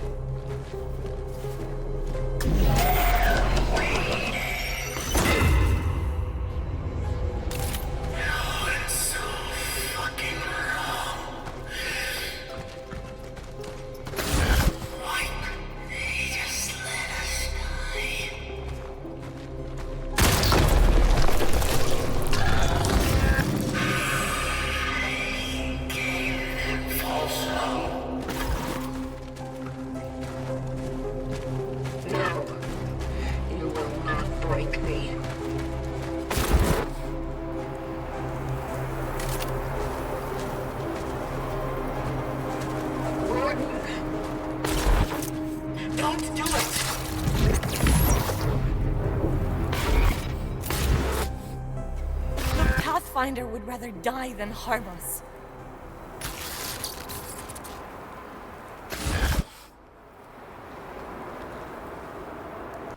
Returning to the Warden, we're spasming between ourselves and our wake-up protocol responses. We're barely able to get out the information about the Pathfinder before completely passing out. It's happening. She called him dark. Easy. The essences. We need to get them out of here. And quickly. Animal fighting. Get them out! I will. I promise. Just try to. She called him the Pathfinder.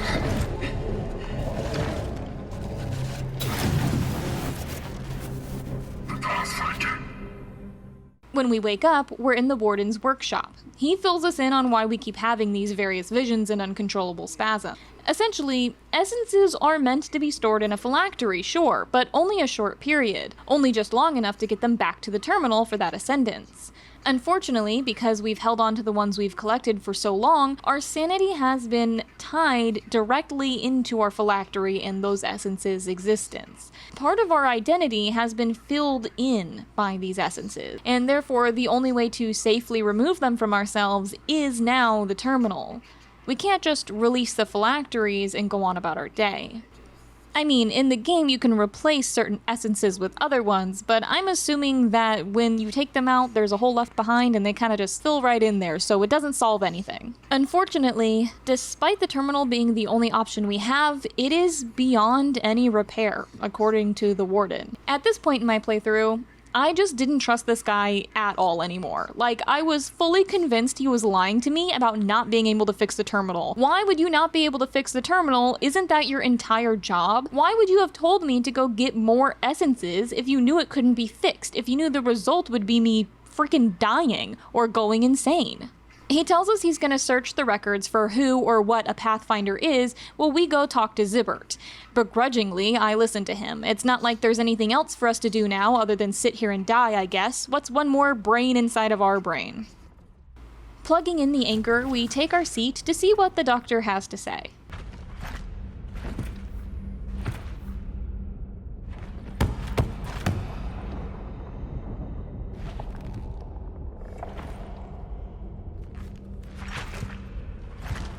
Doctor? Dr. Zibbert? But instead of the expected Dr. Zibbert, we find a table and... Angela? What happened? Where is everybody? You're Angela. But how? It's you. You were in the shelter. Oh God, Edward. What happened to him? It seems that Angela and Dr. Zibbert's minds had got somehow mixed together when the patients all melted into the same wall. I was looking for my mom. I went to the hospital, but I couldn't find her. I got sick. I got sick badly. Didn't find her. But I did find a doctor. I was looking for the cure. I did my best. No, that wasn't me. Those are all these thoughts. She says that Zibbert is in here with us, implying that it's not just these two's minds swimming around within Angela now. But on request, Angela is able to switch into a new personality and summon Zibbert to the surface. I think you possess the memories of a man called Dr. David Zibbert. Dr. David Zibbert. Oh yeah. He's in here. With us. I need to talk to him.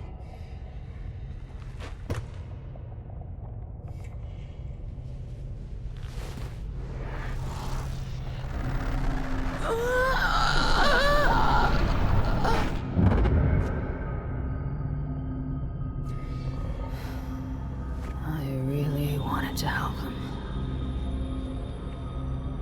promised I would find it. That I would find the cure. David? You need to tell me what you've done with the other traveler. The visitor. The visitor? You need to tell me how to find him. They were onto us. He was not safe with me. I had to hide him away. Keep him secret.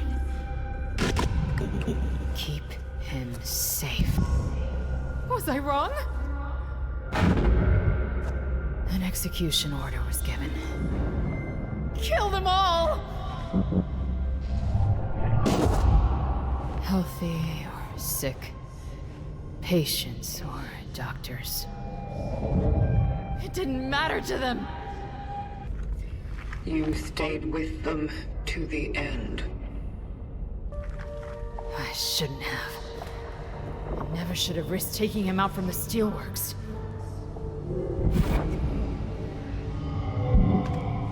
I remember. I had a daughter once. Oh, a beautiful little girl.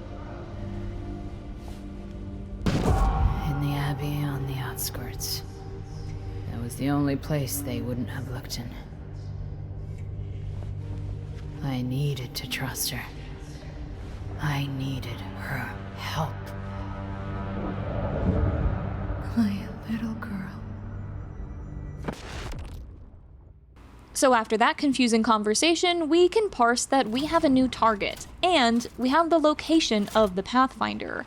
But we also kind of have a better idea on how the change works. These flesh walls we've been seeing around are a hive mind, a combination of every consciousness of all of the people who fell victim to the change. Rather than an individual able to plug themselves in, as it seems we're able to do with our anchor and the terminal, into the collective, people victim to the change are not an I anymore. There is no me, only we. Someone with the memories of all people all at once. Able to bring them to the surface, but never as their own individual, just a mixture of each personality, only bringing the necessary memories to the forefront when they're needed. We also get a secondary confirmation from Zibbert that the travelers did not bring the change, and that it seems so old, so ancient, that it must have already been on Earth this whole time, waiting. Time to report back to the Warden. The first thing he does is give us a little gadget to solve minor puzzles for the rest of the game, and then the Warden updates us on what his records told him about the Pathfinder. You see, to be assigned to the role of a Pathfinder is to serve as the vanguard among all those awakened to fulfill the collective's calling. It was up to them to create new rifts for those like you. Those who drive their anchor into the ground and tune it into them. But the Pathfinders didn't use such trivial tools themselves. Oh no. With their great relics, they were more powerful, unique, priceless. Independent. Indeed, one might say. If we could harness even a little piece of that power, with his help, we could rebuild everything, even ourselves. What about the terminal? Yes, we would be able to connect to it and upload the essences that are haunting you. We could save you. Make you free, and more. Doesn't that sound wonderful to you, traveler?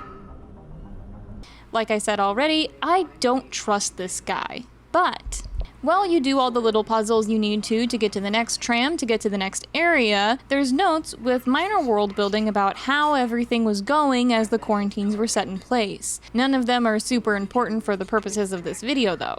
The game by now has sent you on a quest to open up a door or activate a tram about 4 times in a row, and it's very aware of how thin your patience might be getting. I need to find a way to power it up again.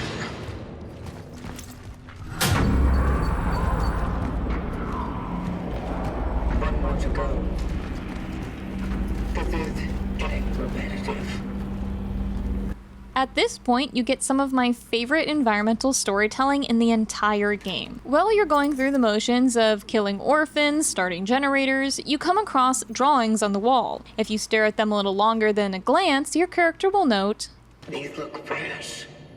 This area's traveler logs are left by ND4335. 4335 notes that after his extraction from somewhere in the A sector, he exited his dive point in a completely different area, namely this one. This alone is neat because it shows us that weird time jump anomalies are happening all around the A sectors, not just A0 where the hospital was, and that it's not just us being affected by them. What we're more concerned about right now, though, is that 4335 is having cognitive issues after that peculiar jump.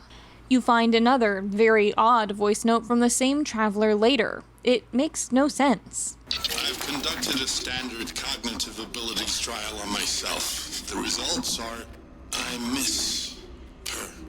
At first, this new armor was cool and all. And it was fun to shoot monsters, but it's been so long. And I've become very lonely inside. She would know how to make it fun again. I miss her a lot. Very weird. And then finally, you find his final voice log as himself.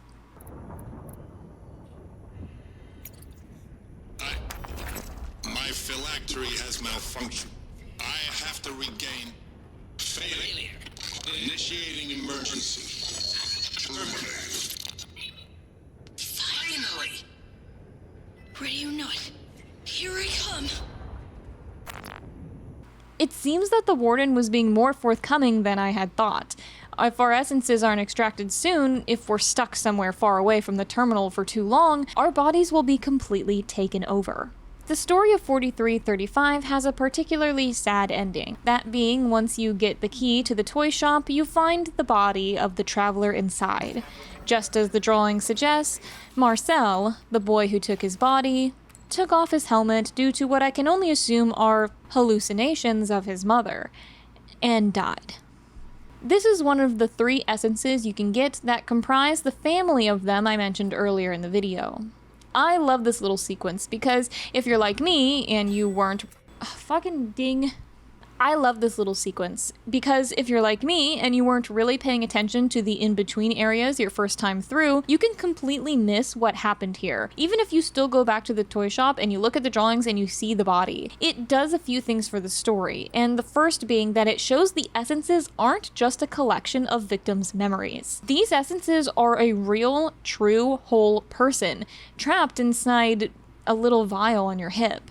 Fully formed, they're lacking only a body to be housed in. When your character says you're saving these people, you aren't full of shit. You really are preserving them in their entirety, at least on a conscious level. What the terminal does with them after you finish your part of the job, who really knows? But your mission's description is not ambiguous anymore. The second thing it does is prove the Warden right. Like I said before, just as our trust in him was getting shaky after his weird piano outburst, his odd voice notes about how much of a hard-on he gets for human nature, and the cagey answers around the terminal, the game, under no uncertain terms, shows us he is absolutely telling the truth about the essences and our potential fate. Which also means that there is no more time to dilly-dally. We have to get moving ASAP and find the Pathfinder. Getting to the outskirts, the next location, we're immediately greeted by a traveler log talking about a strange voice that can be heard in the area. Around the map are propaganda signs for the church, touting the apocalypse is here. On the walls, someone has carved to embrace the change. The notes you find around the apartments in this area will equate the change and all it brings to God himself coming down. It's pretty clear the residents were taking the change to be either a reckoning or a rapture. Other notes are from people not part of the church, who consider the congregation to be full of crazy people bringing everyone down with them. Another orb can be found in what seems to be Zibbert's apartment. I know it's not professional, but sometimes I'm afraid I've done the wrong thing by dragging you back here. Because it's dangerous? David, please. It might as well be happening anywhere else. Yes, although one thing bothers me. Why did it want to talk specifically to you? It's a he. He is a person. Yeah, sorry. This isn't the first time he's appeared here, is it? You knew him before the Steelworks, didn't you? David, I told you. It's better you... Veronica, I need to know. That was the moment we met. But that doesn't mean we didn't know each other before. Now, these lines sound like some spiritual bullshit Veronica made up to explain why her and the Pathfinder had a special relationship where he only talked to her. At least that's how I felt about it. I do have a theory about the timeline that might make this line make more sense, but for now, it's really just a throwaway conversation they have together that shows that Veronica and Pathfinder were weirdly connected, and Zibbert doesn't see him as a person. Finally entering the Abbey, we see what that traveler was talking about.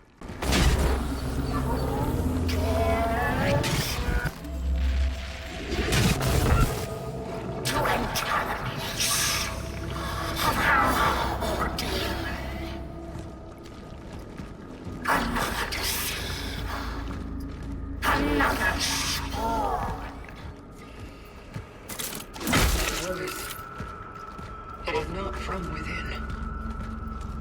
It's not the essences. There's a presence in the area that will periodically talk to us as we move. The voice is cryptic, but over time it will give away its intentions. Notes around the monastery will describe Father Wojtik going to the Steelworks to pray with the workers, only to fall ill himself upon return. Eliza, our target, is left in charge of the church in both his absence and upon his inability to perform his duties through illness later on. As we progress, that mysterious voice is also giving us visions of what could be the past, maybe, when it was full of orphans, manipulating our perception of our surroundings. To abode unholy. No. Pilgrim, no.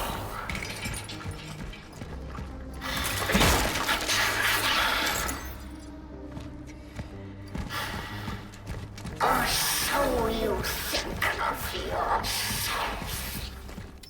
The dive point we're after is inside the church, so our goal is going to be to open those doors, which requires collecting keys and solving a puzzle, as usual. While you collect the keys, you see more visions and you hear more dialogue from this voice.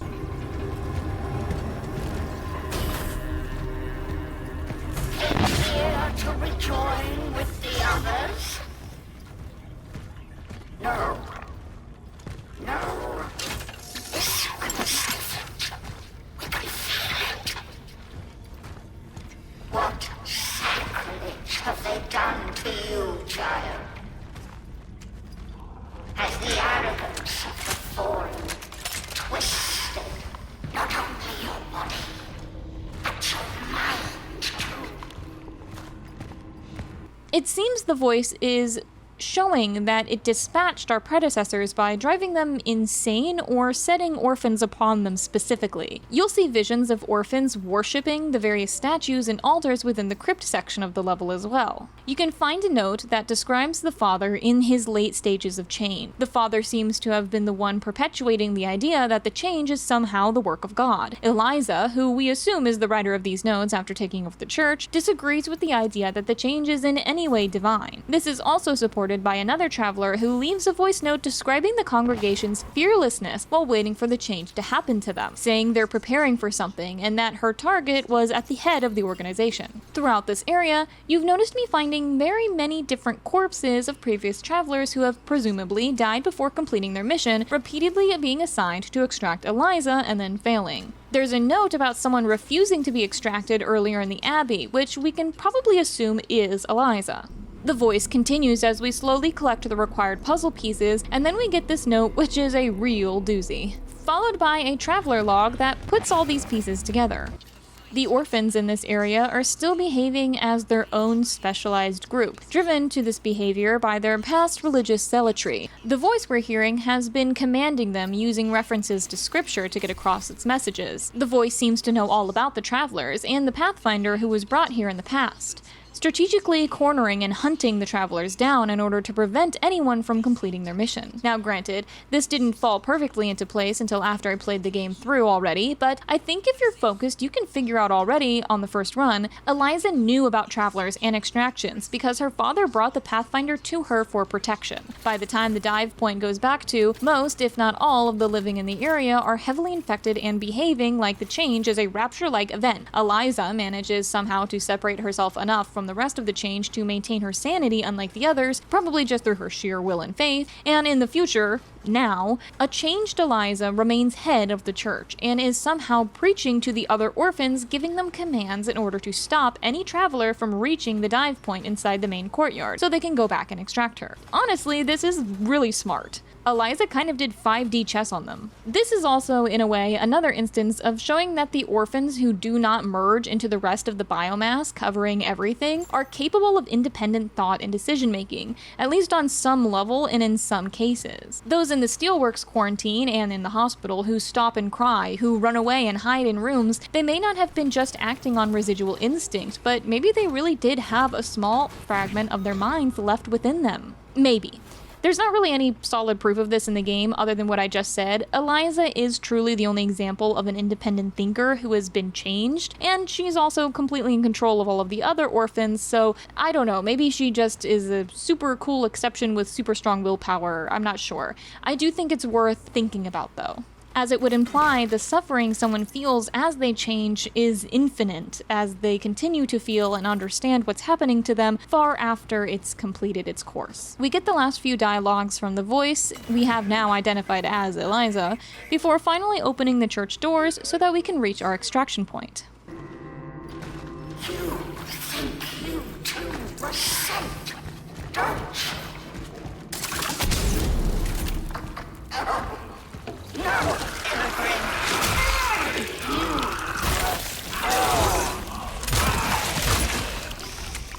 but then you were remade. You were just as we were. He was supposed to pave the path.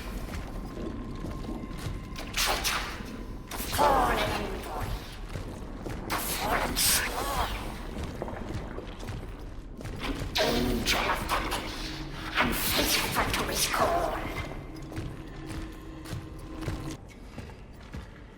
A waste to free your tongue and waste your breath, for his words are poison and his thoughts are blood. Begone! He is ours! Let's end this.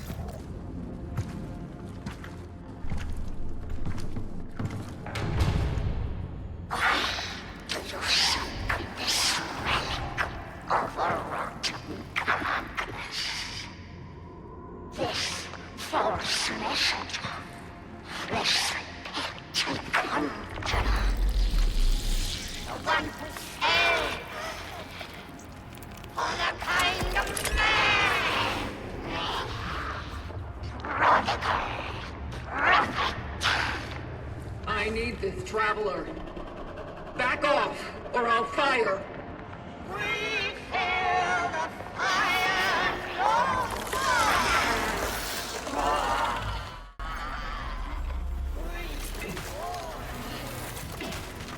Well, now we know exactly where Eliza has been hiding, and why most of those travelers didn't make it here. Defeating Eliza is pretty straightforward. You burst her bubbles for a few minutes until the game forces you into close quarters, and then you do the same thing again until she dies.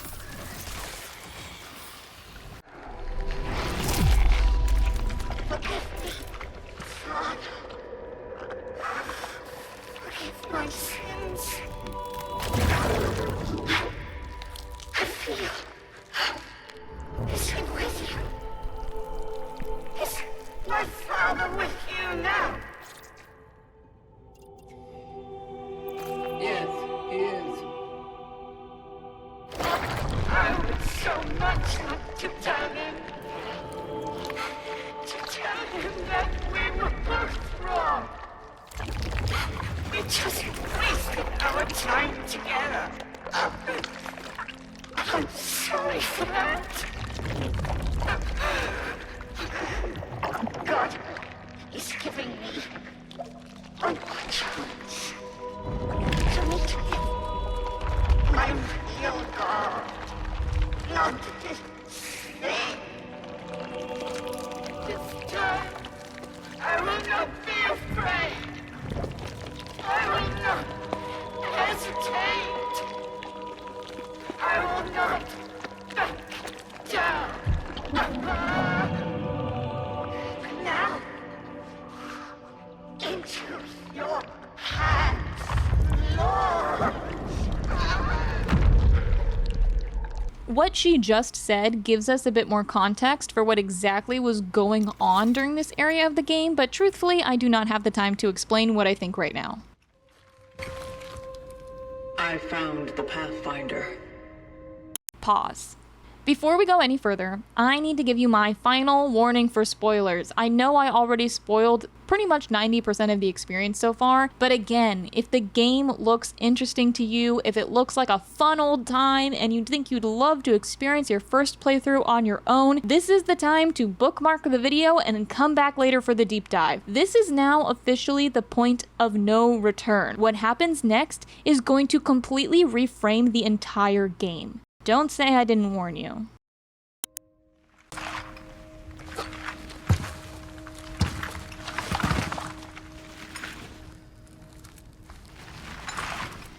Is gone.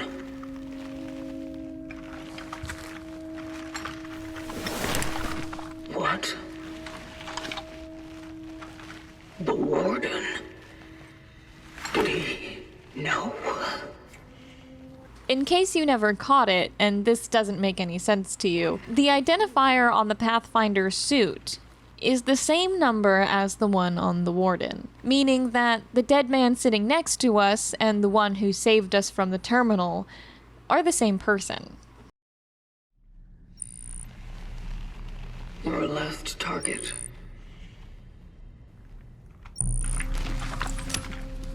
Veronica Kaminsky.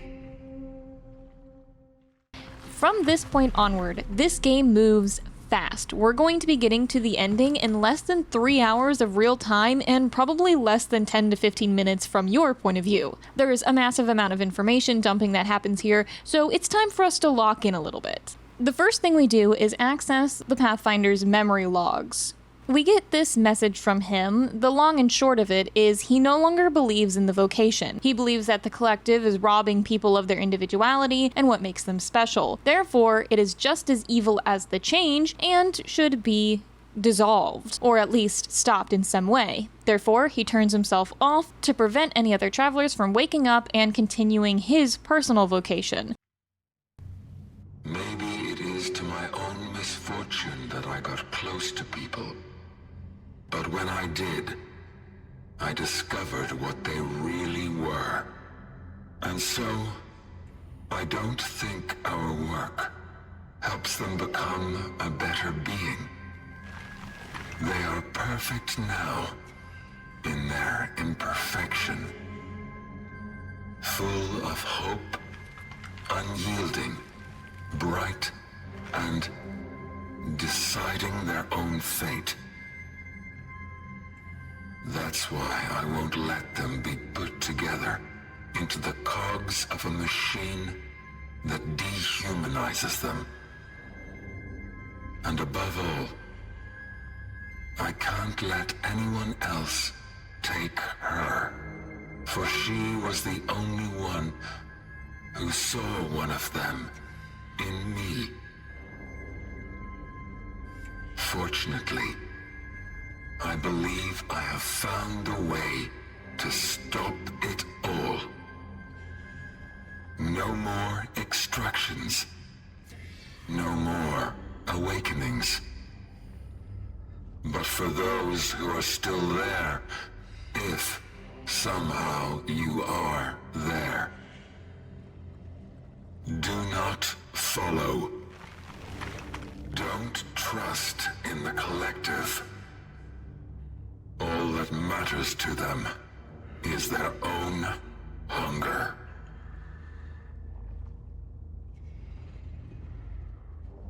You just wanted to protect people?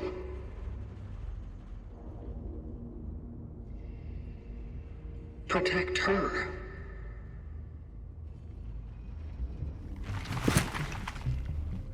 That's all there is to it.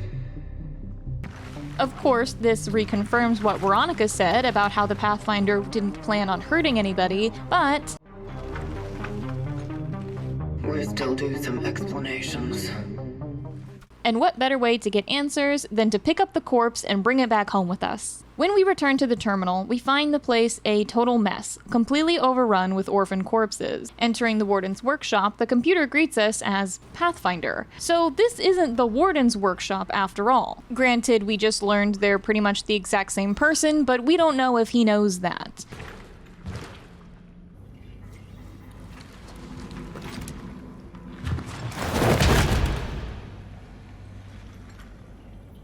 As we go looking for the Warden, Veronica will start to periodically haunt us.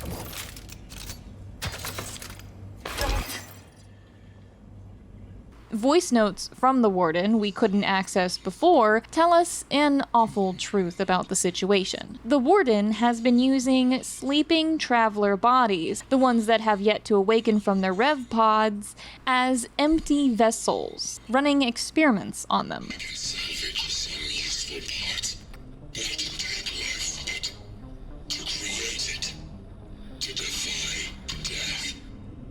Of course, my first instinct was to go and check on my cats.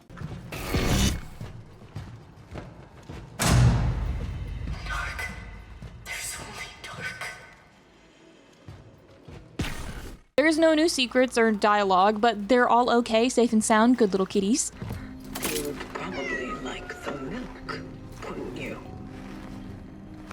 There's also another log from the Warden in the room. It's about the terminal and how it seemed to still be working despite being beyond repair, at least in his opinion. The selection of targets it's been giving you doesn't make any sense to him. He doesn't see how they connect. Further into the area, he details that you were not part of his experiment. He gave up on his mission at some point and stopped doing whatever he's been doing to these travelers who were unawakened. You awoke in your rev pod entirely on your own at the very start of the game. He questions why you don't remember anything and says he's convinced himself not to interfere with whatever's going on with your mysterious arrival. You'll stumble into old holding cells for the security office of the tram station, finding them entirely filled with the dead bodies of travelers. There were at least dozens of failed experiments before we came along, it seems. Walking through the maintenance hallways behind the cells, Veronica's hauntings get even worse, culminating in a mini-boss fight.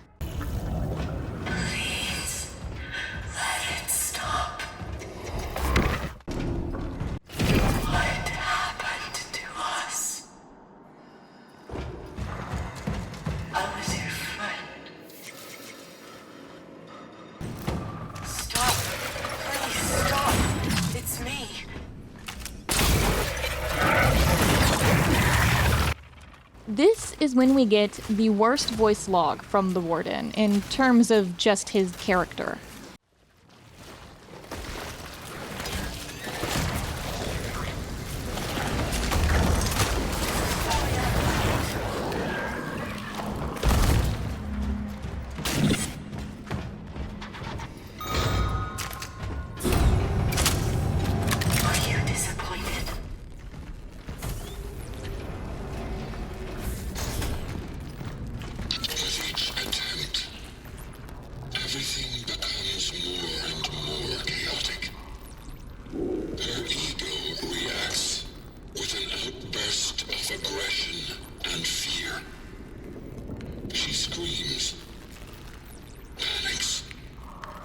struggles, sometimes even cries. This is a proper, very human reaction. So I know I'm close, and that there's hope. But when the starting sequence ends, silence lingers. Everything seems to be working properly. But she herself just doesn't react. I feel that she is in there, and functioning. But it's almost like she doesn't want to make contact. Like she's trying to hide. Now, I already didn't like the guy. I really don't like him now. What the fuck was he doing? And why? Directly after hearing that voice note, you're let back into the room where we left the Pathfinder's body, and we open the door that the generator was needed to activate. Trial number 320. Essence implementation successful. Lazarus protocol successful. Trial alert NG-3576 operational. Essence implementation. Then we discover who exactly that voice note was talking about. Who was hiding from him.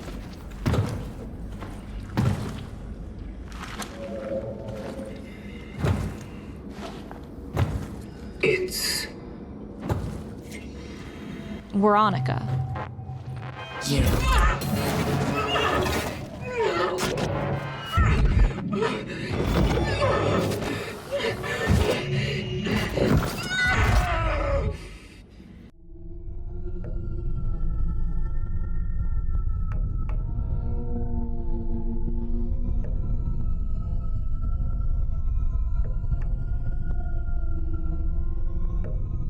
If you didn't catch that number, we are the 320th version of this experiment. The first one that didn't almost immediately shut down after awakening. How much pain did Veronica feel going through this over and over again, over 300 times, and how long has this taken? We don't get that answer. But we do get caught by the warden. Welcome back, Pathfinder.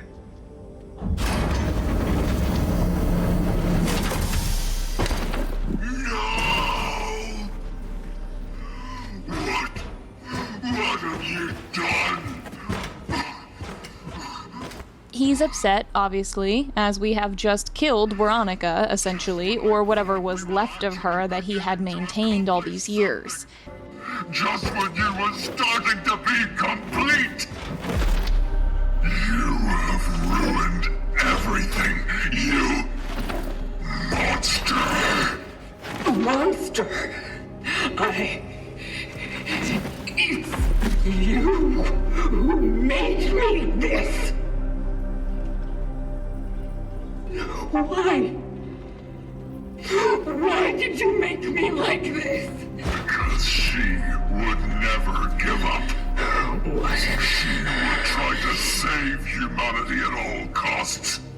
And so, you were to be what is left of it. Because her essence, no, her soul, would have lived on in you. You dare to call this living? I don't even know who I am! You are not her. He calls us a monster, he blames us for everything that's gone wrong, and in his outburst, he curses us for following the vocation given to us by the collective and acting as a regular traveler despite having Veronica's essence inside of us. He kind of lets it slip it's his own fault. There was damage to Veronica's memories, the place where she stores her thoughts and feelings, probably due to the 320 failed experiments. But he replaced these gaps in her memories with his own past memories. memories. My theory on this is Veronica is constantly shutting down because she doesn't want to be there, so maybe she hid behind the Traveler's identity in order to operate? I don't know exactly, but obviously it's his fault that we're doing this. But I still thought she'd stay herself. Oh, how wrong I was. Instead, I was left with you. The very thing I once refused to be. Why didn't you tell me who I am? Who I once was? I thought I was giving you the most human of gifts. I imagined you would wake up without what bound you in the past. That you would be a new person in this new future, this new chapter, and you would make it your own, that you would be free. And instead, you chose to serve. Unfortunately, whatever result he wanted from us didn't work out as intended, so he opts to try again. And this time, I will get everything right.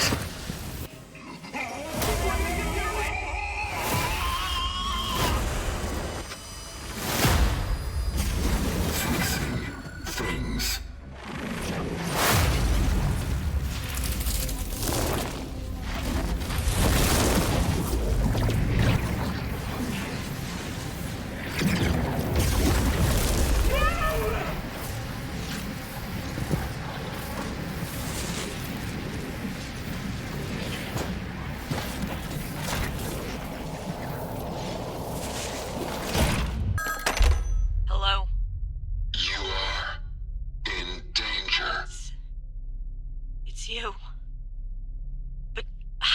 Did you... The moment I was dreading seems to have just arrived. What are you... I don't know how it happened. I thought that my being in the past was holding back the awakening of my successor. But alas, I sensed a presence.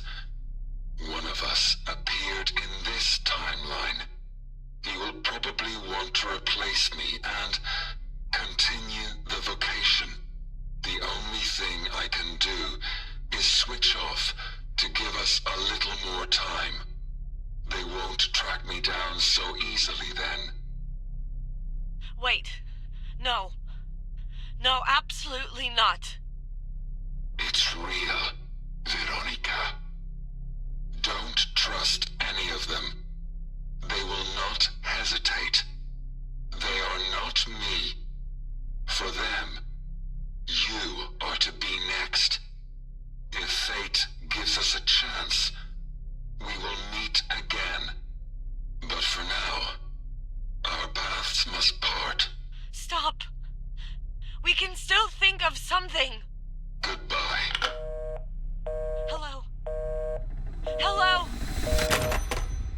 Following the Pathfinder through the freshly opened dive point, we arrive to see he has gone buck wild with these anomaly creations, absolutely ripping the clock tower to shreds. Immediately, we find a voice note that accuses us of taking Veronica away from him, and his plan to travel to her last known location and bring her to a different point in the future, one where the technology of the collective was still operating effectively, so that he can try again and preserve her properly this time, whatever that means. Obviously, after discovering that we are the chimeric result of this so-called preservation, we do not want this to happen, so it's time to end this. During this section, we're given heavy visions of the past and present, exploring fragments of locations we've been in before.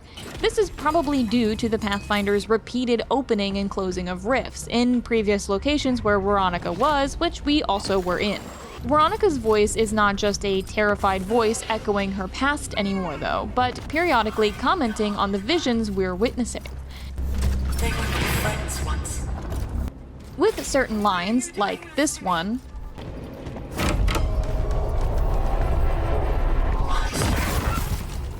Don't Don't you recognize me? Implying that her essence has been conscious in us the entire time, watching from within as we progressed. Within one of these rooms, we find Veronica's final recording. I knew he couldn't make it out alive. Since the first phase of research, I just knew. But I still fought. I still tried to make it a decent end for us all. I tried to see him for who he really was. He just wanted to learn. But the moment he began questioning it all, he started to change. Funny, during our conversations, it felt like we both, for a very brief moment, scraped the surface of something truly significant, but that wasn't what they wanted. And so, they took me away from him. Anyway. As you get closer to the roof of the clock tower, the essences you've gathered will encourage you. There's no use escaping.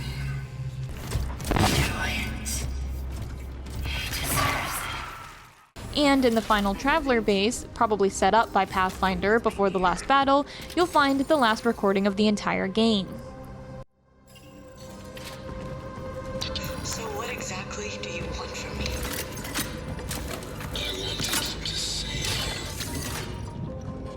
When I found out you were my next target, I knew I would not be able to do it. What's the point of saving me if we can't help anyone else? We cannot.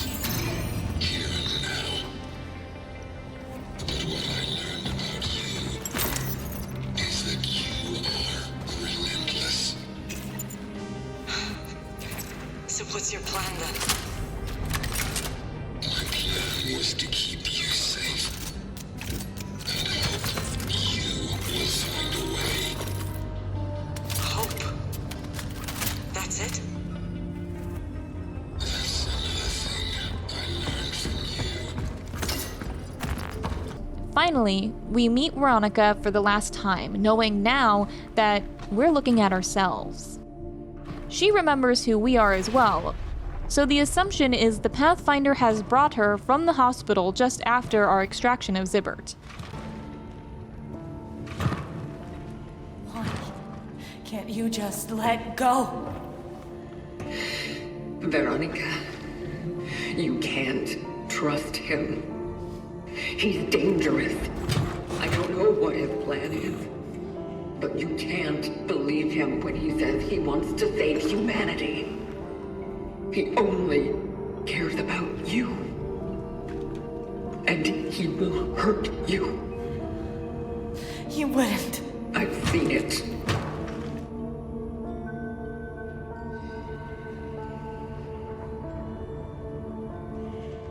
I don't understand. It is better to let go than to cause yourself even more suffering. So, you mean to tell me that I should just give up the fight? That I should simply choose death? Is that what you're saying? No, but what he's going to do to you, it's... Listen. He told me that you'll come for him. That the Collective would punish his disobedience. I am not of the Collective. I am not like him. So, who are you then? I am... you. You are nothing.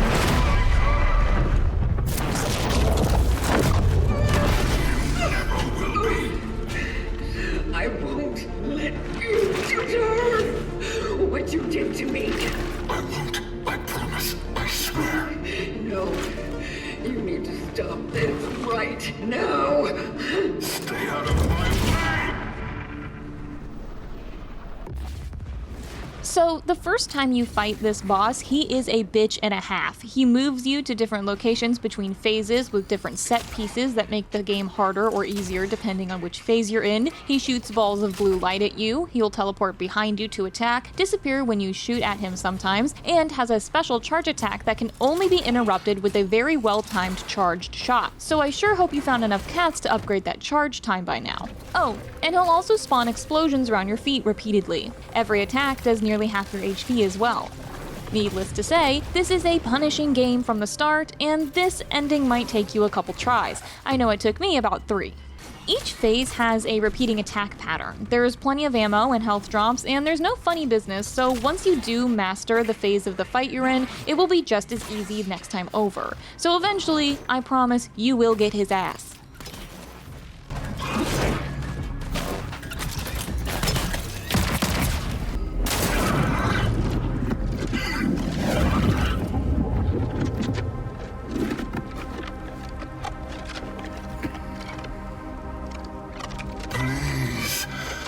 Let me try. There is still hope for us all.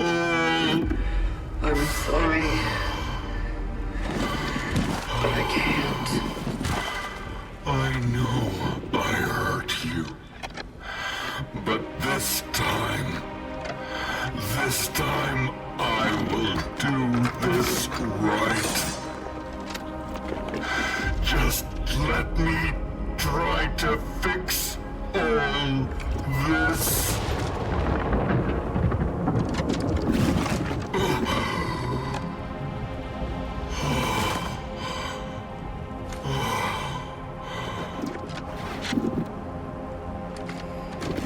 Forgive me.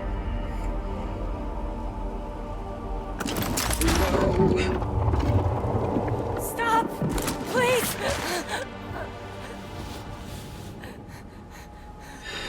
Believe me, it's better for this to end now. I told you, what he's doing here is not going to save humanity. It's fine. What?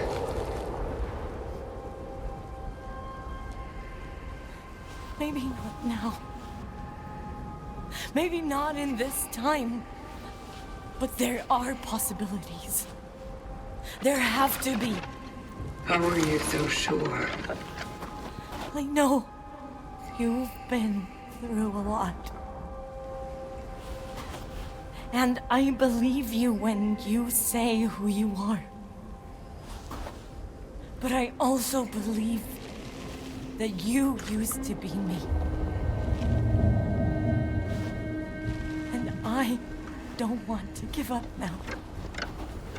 Not when he came back. Not when we can try again. He is not who you remember. He is someone who wants to help me. He is a friend. He is poison. Veronica. Please.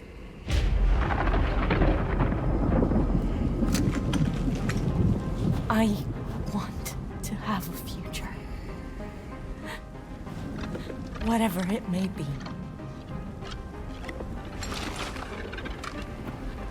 No. You are going to suffer. That is your future. But without it, we don't even have a flicker of hope. Please. I want this. Now we're presented with a choice. Shoot him or spare him. Let's look at both of these endings. First, we'll spare him. It's what Veronica asked us to do, and we know that the other option is going to guarantee her death no matter what. So why not let them have a second chance? What happened to us has already happened. Maybe the Pathfinder will be true to his word. He won't make her suffer again. They open the rift, and we watch them leave.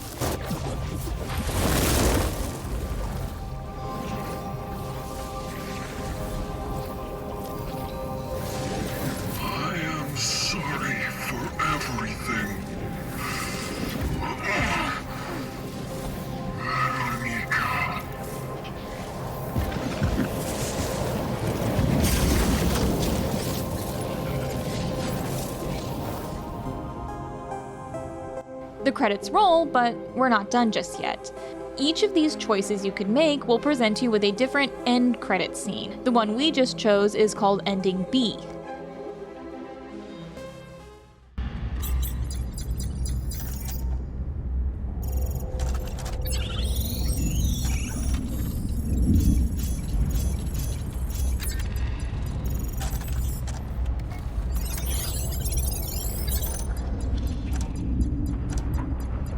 The Pathfinder wakes up after traveling through the loop, but unfortunately due to our heavy spat, his recent memory is unretrievable, and it's forced to default to its last undamaged version, recorded December 21st, 1981.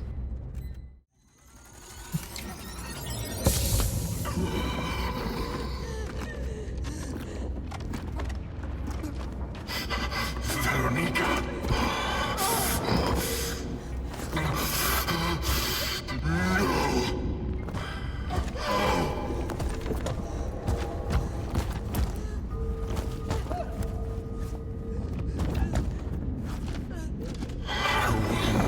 Let you go like this.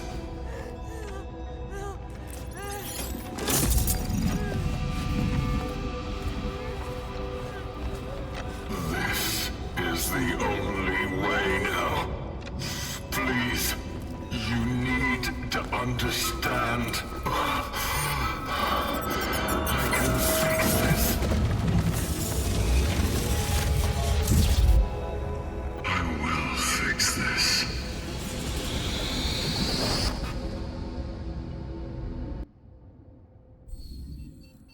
Other than the end of that footage outing me for dying 36 times on my first playthrough and revealing that in order to make sure I got key footage, I used save points an outstanding 79 times, it reveals to us the tragedy of our situation. This entire game has been a time loop. December 21st is an interesting and key date here, because it's the date on all the calendars, of course. It's the day it got so bad everyone stopped counting the days, and the outbreaks of the change began to overwhelm the population and all of that. But also, it's the date the Pathfinder shut himself down in order to prevent other travelers from finding him, prevent anybody from continuing the vocation based on his records, and specifically to prevent anyone from extracting Veronica. Which, by the way, means all those mistakes he made, the 319 trials of torture he put Veronica's mind through before we finally awakened, gone from his memory.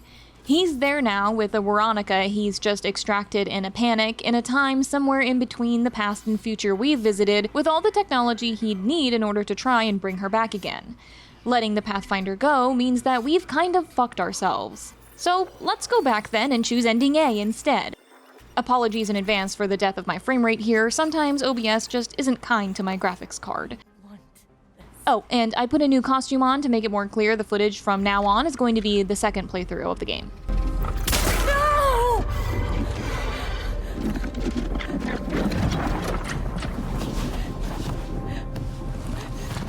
Why? Why would he even care? I am your past, damn it! You could just go away and be free. I am free.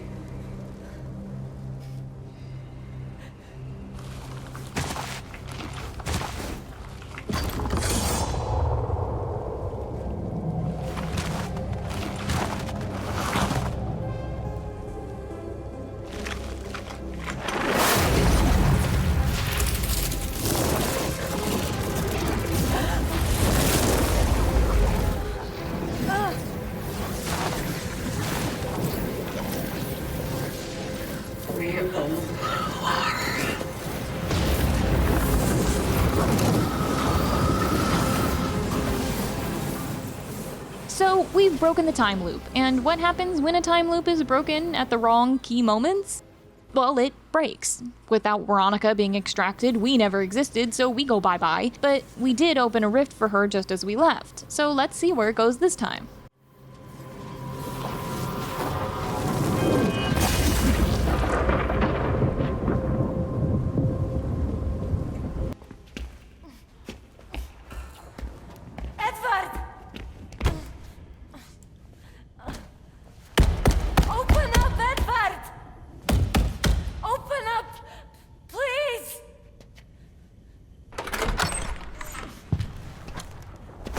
Oh, thank God! Veronica? Hey, it's all right. What's going on? I just didn't want to be alone.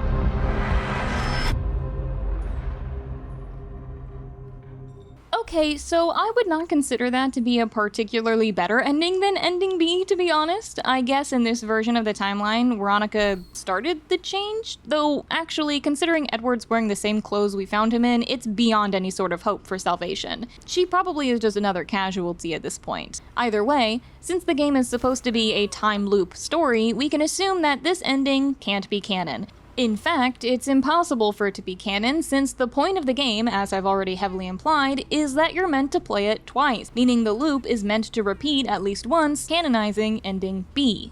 Booted back to the main menu, you'll be told New Game Plus is now available. And also, so is Hard Mode. Can I be honest? Both of these endings are extremely disappointing. It felt like you barely learned anything about the change, the travelers, or even how the world works. I mean, the reveal of your identity was pretty cool, but then it almost amounts to nothing. It's just a time loop. And the time loop is cool, but inherently anticlimactic. It just starts everything over. A lot of discussions on Reddit and the Steam community page reflect this sentiment, which I know because I went there to look and see if I had missed something. I thought there's no way the ending was this bad to such a good game. Of course, I've already told you where this is going, so I'm just outright gonna say it. If you play the game again on New Game Plus, you will unlock a secret third ending.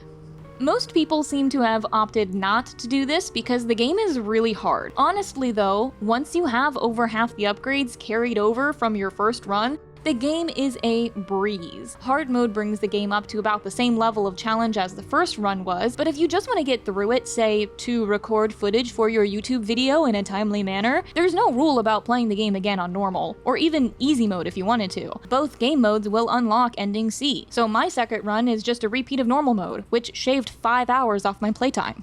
Rather than waste more of your time going through the entire game again, I'm just gonna skip around here to the points that I find most interesting on the way to this not-so-secret third ending. If you want a true second run experience, where you see all those little details and all these connections, maybe you want to look for something I missed, I highly recommend you still get the game. I've already said it's difficult, I've already said it's fun. You could also just rewatch the first half of this video again if you're short on time, or if you just are short on cash. I'll also be streaming my third playthrough of this game on my Twitch channel, finally running it in hard mode and getting the achievement for all 10 cats. On that note, if you've been subscribed to me for a while, or maybe you've seen another video of mine, you might be wondering who this little dude is on screen. This is me, or at least my VTuber I use when I'm streaming on Twitch, twitch.tv/audibelpt. Again, right after this is uploaded on this schedule, whatever day is next in line, I will be streaming this game on hard mode, getting all 10 cats, and trying to run that family of 3 phylactery combination you can get to see if there's anything new and interesting in those voice lines or interactions. On the week after my birthday, I also plan to do a nice large collaborative charity stream for Jacksepticeye's Wishmas this year, so if you want to get into the community a little bit early and find a little bit more joy in that, you might as well follow right now. Just a suggestion. Back to the topic of the game, if you have been subscribed to me for a while, maybe you saw my community post I made where I was only just about getting to the hospital. I hadn't yet decided if I wanted to make a video on this game yet. I was enjoying it for sure, but the story at the time felt like it was pretty straightforward. I wasn't sure how much analysis or deeper theme explanations I'd even be able to do. Even after the twist ending where you find out you're Veronica, I just didn't know exactly what I could say. That is, until I started up my New Game Plus run, and almost immediately this script went from maybe a 30-40 minute game review to a 2-hour plus long full plot deep dive and theory video. The opening of this game is exactly the same as before. Your sarcophagus shakes violently as you awaken, while the screen flashes with nonsensical black and white images. Only, wait, these do make sense. I know these people. Hold on, that's Angela and Edward. That's Angela putting ornaments on the tree when we find her in the shelter. These are flashes of the cutscene where we extract Edward. Immediately after that one opening segment, I went back to check my original playthrough footage to see if this was in fact the same visions we got the first time, or if it's just playing on the New Game Plus. It's identical. So already the magic of this second playthrough is in full swing. Here's where it's understood: the first time you played the game is not the first time your character had entered this time loop. How many times has this loop happened? Overall, it's never really anything of importance to know how many times, but geez, it's pretty meaningful, I think, to know that this has been happening over and over and over several times already, at a minimum 3. Moving through the intro segment, the answer choices you're given during the cognitive test make a lot more sense when you reflect on the mental state Veronica should be in after effectively 300 failed torturous brain transplants. Again, the game plays out exactly the same way the entire time, save for that final choice true ending, which is only available in this game mode. Most of the details in the game, the things you read, the things you see, they don't change other than a quick, oh hey, I know what that is moment you get because you've already seen it. Like when you walk into that very first apartment complex, you see the symptoms of the illness on the walls and you know that's what the change is and what stage people are in at that point. Maybe you realize the first time that you didn't notice the logs you're finding were made by the predecessor you were looking for. Or when you see the terminal door and you go, hey, I know where that leads. Other than the first visions we get and finding that tape recording from the warden and knowing he's a weirdo and not just kind of dumb, the first moment that made me really want to cover this game is the apartment complex you get Edward from. Running into the large, gooey orphan once again, I had a sudden epiphany. As I was approaching this boss, I realized this couldn't have been Edward. See, after we had extracted Edward, I kind of assumed maybe he was lobotomized, not dead, but still around, and eventually would become an orphan and start looking for Angela, who had left the shelter in a huff. And the boss we kill saying, "Where is she?" is just him looking for Angela. The voice lines for the monster reflect Angela's notes about how Edward is going crazy, acting erratic, and might be dangerous. When I first played the game, it wasn't entirely clear to me that extraction kills the person you extract until I found the note from the police officers. I mean, I did have suspicions, of course, but your character insists the extraction doesn't kill people, it saves them. We know now that that's only in the sense that their essence is capable of living without a body, but again, all this means that this cannot be Edward. This orphan is truthfully, more than likely, Angela's mother, Wanda. Angela states in her notes that when she returned to her apartment after storming off in the shelter, her mother was gone, which is why she went to the hospital to look for her. Wanda, when we meet her, is already heavily infected. Our character points out her blindness, which is a late-stage condition, which means it wasn't going to be long before she entirely turned into an orphan. As you pass by her door, she asks you to find Angela for her.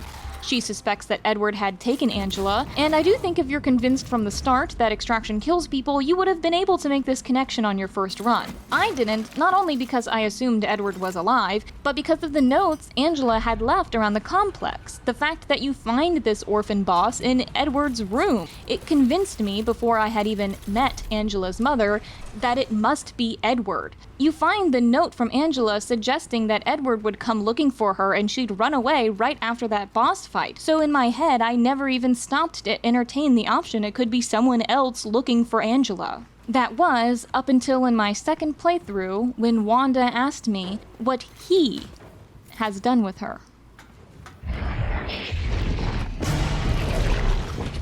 And it's not just these very obvious connections either, there's context clues. Wanda likely wasn't there when Angela returned because after our encounter, she would have left her own apartment and gone to Edward's in search of Angela. She asks you for help, but you're not very promising whether or not you refuse. When we left Edward's apartment, we left that door unlocked, and that's where we find Wanda in the future, still hopelessly searching for her daughter, thinking Edward kidnapped her. And the final lines as she dies,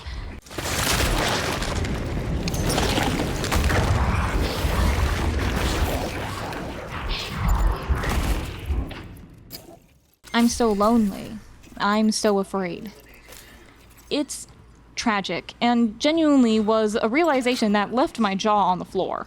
This moment in particular is when I knew that this game wasn't just meant to be played twice because they locked the secret ending behind the New Game Plus run. This game needs to be played twice because it has been written that way. And that second playthrough makes everything so much better. Once you defeat Wanda and you go back in time, the details of Edward's apartment will make a lot more sense too.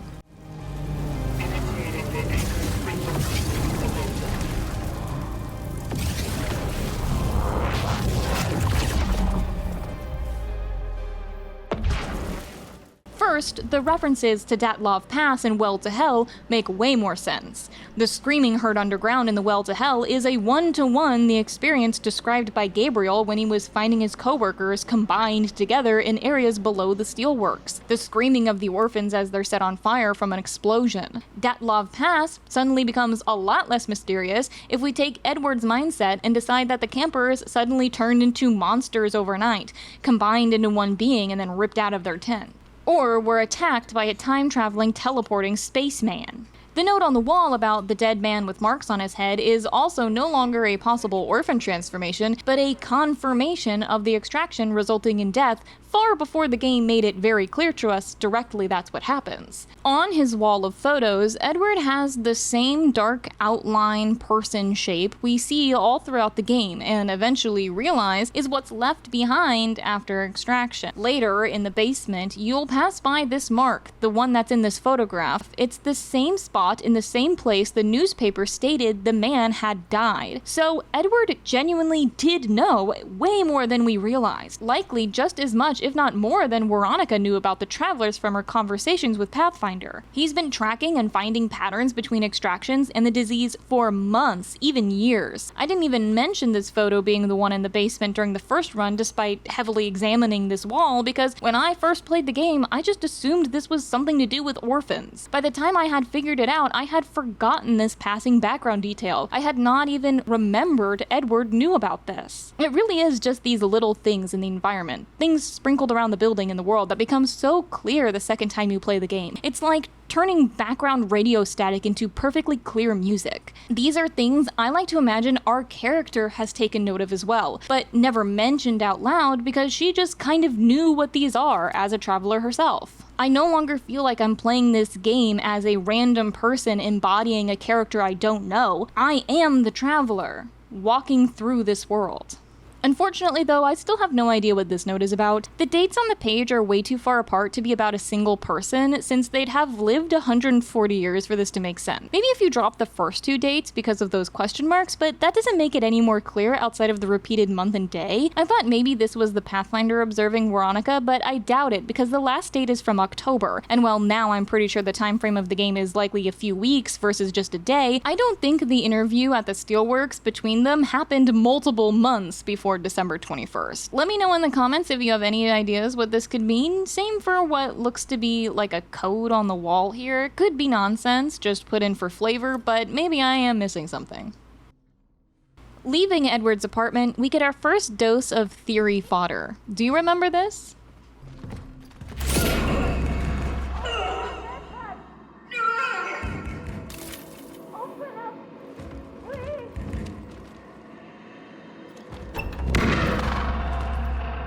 That's Veronica. That is Veronica in the timeline where we shot the Pathfinder and she went to the past. We are hearing a past version of ourselves in a future that never happened knocking at Edward's door. This, to me, is the question on how ending A actually fits into the narrative without just being a non-canon fake-out ending. We already established that in order for the game to make sense, ending B has to have happened at least once already. If ending A happens, then you die because it means you never existed. So why are we seeing this? I think the solution is just that the A timeline had entirely collapsed due to its paradoxical existence. Traces of it are slipping into this looped reality. For a game about time travel, that's also secretly about time loops. There is surprisingly not a lot of talk or explanation about how time actually works in this universe. This is a little bit of a clue though. We pass Angela's mom again, and it's way more sad this time because now we know for sure this erratic behavior isn't because she's kind of crazy. Well, she's a little bit crazy if Angela's notes are anything to go off of, but it's mostly due to the change in the way that affects people's personalities. And no matter what you say to her, she is going to immediately head out and sneak into Edward's apartment while her daughter desperately looks for her elsewhere. Other than the basement shadow, there is not much to discuss leading up to this shelter anymore, or even the interaction in the shelter for that matter, other than this excruciatingly sad detail that if you get into the shelter fast enough and then look to the left for a little bit, you can find an orphan walking by. As hard as he tried to protect Angela, unfortunately, Edward's shelter had been compromised from the beginning. Otherwise, what we're paying attention to here is that second round of images after we extract Edward. What are you doing? Preserving.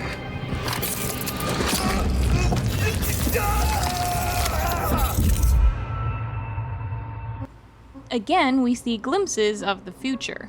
Initially, these images seemed to me just to be Edward's thoughts and memories as we extracted him. But on a replay, we know the phylactery actually is not meant to interact directly with the traveler's own mind, at least not right as you extract somebody. In fact, if they do start doing so, it is a death sentence. So we can conclude these images absolutely cannot be coming from Edward. They must be coming from us. At this point, there's no doubt in my mind that we are remembering the loop in bits and pieces in ways that we can't yet understand, but it's there and we know it's going to happen. We see what looks like Arthur holding his gun, a flash of Gabriel's face, drawings of the Pathfinder, the ones him and Edward both made, but these other images, a hospital, crowds of people, nuns, soldiers in the street, a funeral, these are memories that at this point I now believe to be Veronica's, pre-extraction Veronica, who worked in the local hospital, just attended a funeral according to that voice note in the apartments, who had visited the Abbey with Zibert shortly before the Pathfinder deactivated himself, and also who lived in Poland in 1981, which in real life history, and according to one or two notes in the game, would have just been placed under martial law. The whole time, this game has been screaming at us that we were Veronica, but we simply didn't have the tools to listen to it. So then my question now is, why didn't Veronica listen? Our player character has the memories and thoughts of a regular traveler. The Pathfinder told us directly that since Veronica's memories were damaged in places, the foundation what was left was placed on was his own. So why are we not concerned with these visions? Why are they not triggering in us the knowledge of our real identity? Why are we not realizing that we just saw the future after we just saw Edward and Angela at the Christmas tree, exactly as our vision suggested we would?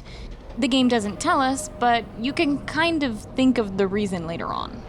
We take Edward back to the terminal, running into that fancy first memory orb. On a second playthrough, we know that these orbs are most definitely connected to the essences that we've collected as they slowly seep into our mind, taking over our memories and thoughts and feelings. A detail I did not notice on my first playthrough, but immediately noticed on this one, is this rev capsule that's hanging above and hooked up to the terminal. It looks very makeshift to me, and I would assume that the collective would have properly integrated their systems and constructed all of them before the rev capsules even became an automated thing. My assumption is that this is a modification the Warden made to the terminal himself in order to run his experiments. That would explain why the Ascendant sequence can't work anymore, and why the Warden says we would have fried if we weren't taken out of it. Instead of ascending an essence, I think the terminal was outfitted to accelerate the process of an essence taking you over. I don't think we'd have fried, as in we'd be electrocuted or something like that. I think what would have happened if the terminal wasn't stopped by the Pathfinder is that Edward would have overridden Veronica's essence and taken over the body she inhabits. That's just my theory though. It very well could be that it just looks like this, and the Warden really did mean we'd become brain dead via electric shocks. But I like my interpretation better. Our conversation with Edward is much less confusing this time around, but it doesn't really shed any extra light on the situation because we already know everything. The Warden's conversation is similar. It's exactly the same, and it doesn't really give us anything new, but it does have a totally different vibe since we know that this is him hoping to meet Veronica, but instead getting us. You almost fried there. Good thing I was around. Now, how are you holding up?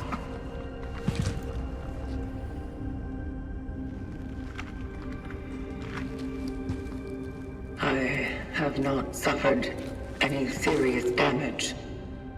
I am fit to proceed with my purpose. Your purpose? I see.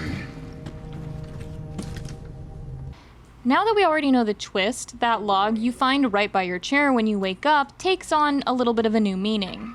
The warden clearly knew that we were Veronica from the very first conversation, a conversation where he decides to humor us and our idea that we're following the vocation while he stays behind and tries to figure out what the hell just happened. Everything is the same, but the vibe is just different now. It almost feels like he's talking to a child playing pretend. His voice logs you find as you explore the tram station aren't any less creepy, and all they do is reinforce his weird obsession with humanity and that he's incapable of feeling certain things. Angela's notes also don't change anything, but it's nice to be able to properly follow them, knowing who she is the entire time. In one of them, she mentions her mother losing her eyesight years ago in an accident. Now that we know for sure A is Angela the entire game, maybe her mother was blamed far too early for spreading the disease by others in the apartment. Maybe they thought she was sick far before she really got sick. Coming into the Steelworks, there's a huge revelation that is very easy to entirely dismiss: the memory orb. It's of Veronica and Arthur. When you first get to this point, it feels like a convenient plot delivery device, but now, playing it through a second time, we know that you unlock more of these memories in the same exact locations based on the essences you've collected. For example, you don't get to see the second half of Arthur and Edward's conversation in the subway until you've extracted Arthur. Which, by the way, you haven't done yet when you get to this point. It feels obvious now, but the reason you can hear this specific one of Arthur and Veronica sneaking into the facility is because you're Veronica. I know some of these feel so small in the grand scheme of things, and I'm just repeating that you're Veronica, but I swear every one of these things I'm mentioning blew my mind as I went through the game and made these little discoveries one by one. Inside the Steelworks, again, nothing to say. Just the usual, wait a second, I know that guy. The only thing really of note is that Gabriel says that when he discovered the Pathfinder, he said, "Bring her to me." We know who he was talking about now. I'll come back to this area again later somewhat, while trying to flesh out more of the timeline and the events. The visions we're given after either Arthur or Gabriel is extracted are exactly the same again, with more flashes of the caged Pathfinder, but also more images of both the funeral and of the Abbey, as well as the next area. One of the images very briefly flashed is actually of the heart that you inject the serum into in the hospital, and there's a flash of the photo on Veronica's desk of her and the others as children. Getting back, the warden doesn't really give us much either, other than us knowing why he's being so weird again, and the knowledge that he is totally lying to us at this point and there's no way to fix the terminal. As promised, on my second run, I grabbed Arthur, who is somehow less helpful than his brother despite the latter having his brain actively melting when we extract him. Arthur spends most of the time getting mad at himself and swearing that you brought the disease. He does mention Zibbert though, so the effect is the same: we get the next target. The phone call between locations and the two brothers will be heard again on the way to the hospital, and this time when we hear Gabriel in his right mind speak about suddenly feeling alone and like he must be with the other workers, it just means a bit more to us. Veronica says the same thing about not wanting to be alone in ending A, and it's also what Wanda mentions both before and after she changes. Infected individuals not wanting to be alone or wanting to be with others is a very repeated line, suggesting that a facet of the change is the drive to bring people together in order to have their minds and bodies properly combined, preventing cases like Eliza. This puts a bit of new perspective on those crying orphans in the Steelworks. Perhaps they, like Eliza in the Abbey, managed to keep their own mind entirely due to their refusal or inability to combine with other infected before fully changing. That would explain why they're passive until provoked, and seem to express only sadness and fear. Just a small thought, I already said this earlier in the video, but I think it's worth repeating just because the game itself repeats it so much. The actual disease is one of the few entirely unexplained things about the lore. Skipping the entirety of the hospital segment of the game, we enter the basement with Veronica. It feels so weird to see her here, knowing that she's us. What I want to note about this, though, is that other than the set of images, again, showing the future, is the fact that looking at Zibbert, you can see Angela. Now that you know, it is so clearly her. She's not even in any kind of hospital gown. That's her in her jean jacket, exactly how we saw her last. It's no wonder their minds melded, as it seems their minds are literally melded together. What this scene makes me wonder the most is if Veronica even recognizes her the way we do now. Can she still see and recognize these people, or is she only able to know that that's Zibert in front of her because he's wearing his name tag? I'm not sure which version of this scene is more upsetting to me, the idea that she doesn't recognize either of them, or that she has forgotten Angela entirely. In the extraction images this time, we get to see what the Pathfinder looked like right after shutting down, but we also get to see Eliza in her monstrous form.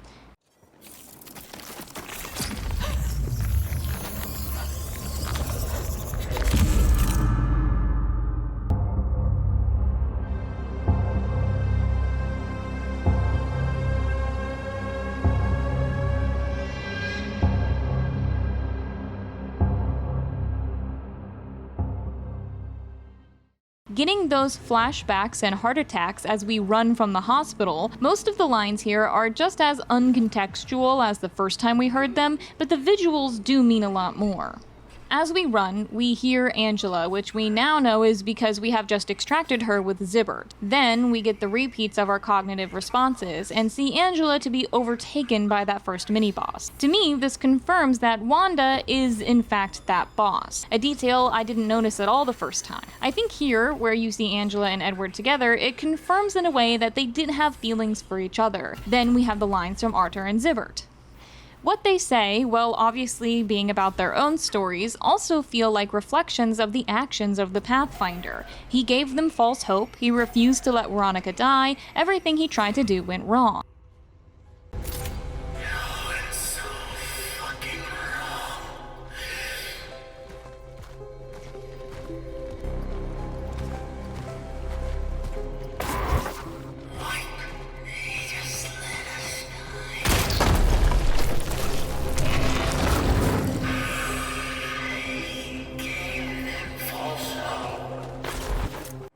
You see the warden turning away from you, and you beg him not to do it, and ending on Veronica's defense of his intentions. Don't do it!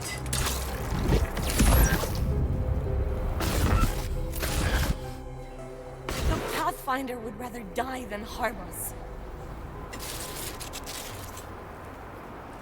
Of course, I'm just asking rhetoricals. The whole thing is pretty explicit at this point on what it's supposed to mean and what the story is conveying at this point. I don't think I actually need to spell it out for you, considering I kind of already did leading up till now. When you wake up from this, the warden tells you that he's already brought you here before, when we first connected to the terminal and had to be shut down. When he says this, I believed originally that maybe our character had just forgotten this part, and then when he was done, he put us back in that chair. Now I believe that this is an outright lie to cover for the fact that we're starting to remember the past iterations of ourselves. Not the ones from the loop, but the other 320 bodies he tried to shove us into. Where we stand up from is the same type of seat that the system wakes you up in the Rev pod. And the voice we hear is the same one we hear during the waking protocol. You might have keyed into the fact that sometimes this voice is labeled as woman rather than system. Woman is the label the game tends to use when it's trying to trick us into not realizing who's talking as Veronica. I think what the game is trying to tell us is that Veronica inside of her own head is trying to wake us up. Maybe it's the one behind the door in the other room. This is another one of those little details that are cool, but ultimately inconsequential. Skipping over the entire terminal interaction, I don't think the warden is lying here about the Pathfinder's purpose being unique from a default traveler, or that he has special tools and special intentions. In fact, we know he has special tools and a special job because he uses his special tool that we don't have or find anywhere else on the map to open these dive points.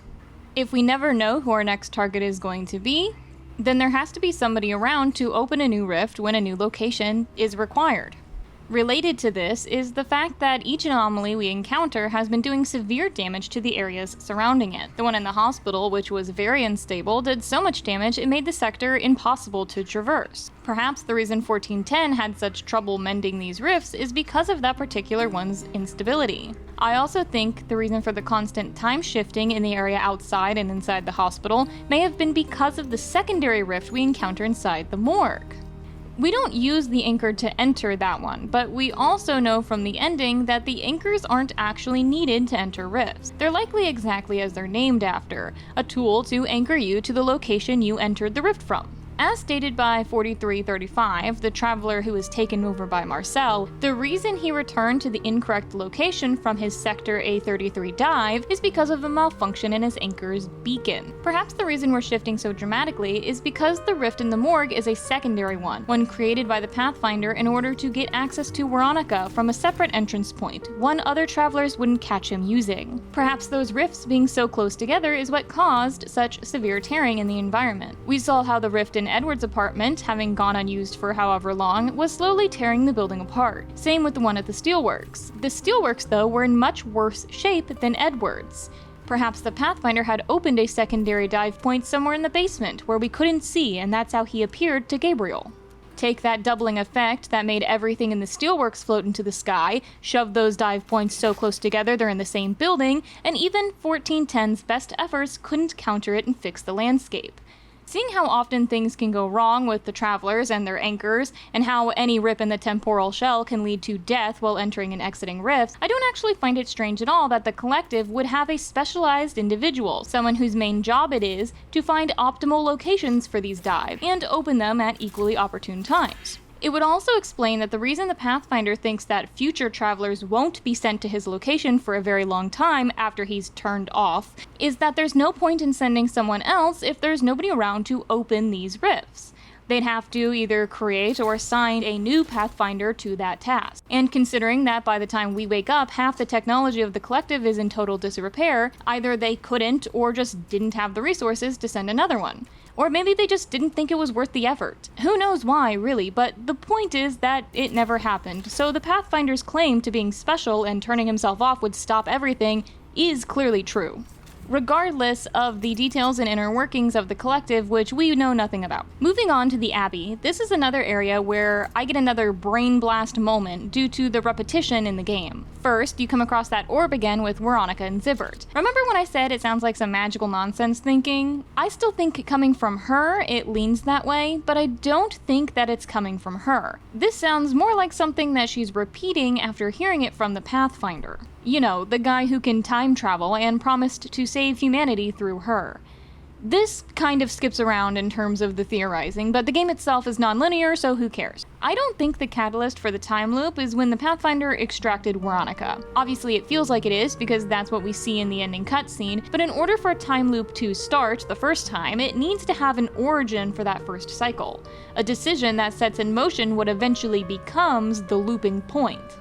I think this line from Veronica is hinting at when that was. Remember in Gabriel's interrogation, when he said the Pathfinder first appeared to him and he said, "Bring her to me." The Pathfinder then proceeded to fully cooperate with the military and sit around kindly to talk to Veronica through a cage for a little while. Our character even says, how could he let such a thing happen? The suit we wear is clearly not easily breached, since throughout the game it survives not only that shot from Arthur, point blank, but multiple close-range explosions and attacks from orphans who are capable of tearing down brick walls without sweating. In fact, we spend like 20 minutes at the end of the game unloading magical future shotgun bullets into the Pathfinder, and all we managed to do is mess up an arm and give him a bum leg. What we did to him clearly wasn't even enough to damage his shell enough to kill him when he goes through the rift like it does with the other travelers. I can't imagine standard artillery from the 1980s should make even a traveler flint, let alone cause them to surrender and sit in a tiny wooden chair for days at a time. What I'm saying here is, Veronica may have met the Pathfinder for the first time in that interrogation room, but I think that he met her far before that. The choice that led the Pathfinder to the loop in my mind is when he first went to extract her.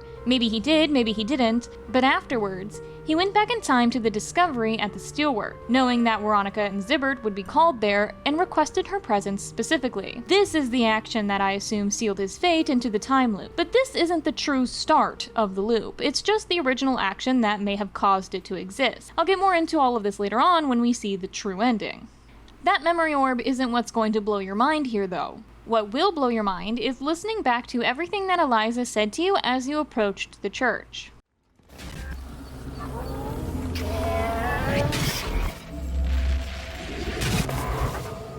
To enter the place of our ordeal. Another deceiver. Another spawn. First, she immediately identified you as a traveler, which makes sense since we remember several of them being sent here to extract her, and they all died before they managed to even get to the church. But then she'll drop this line. Here to rejoin with the others? No. No. This one is different. We can feel it. What sacrilege have they done to you, child? Has the arrogance of the fallen twisted not only your body, but your mind too?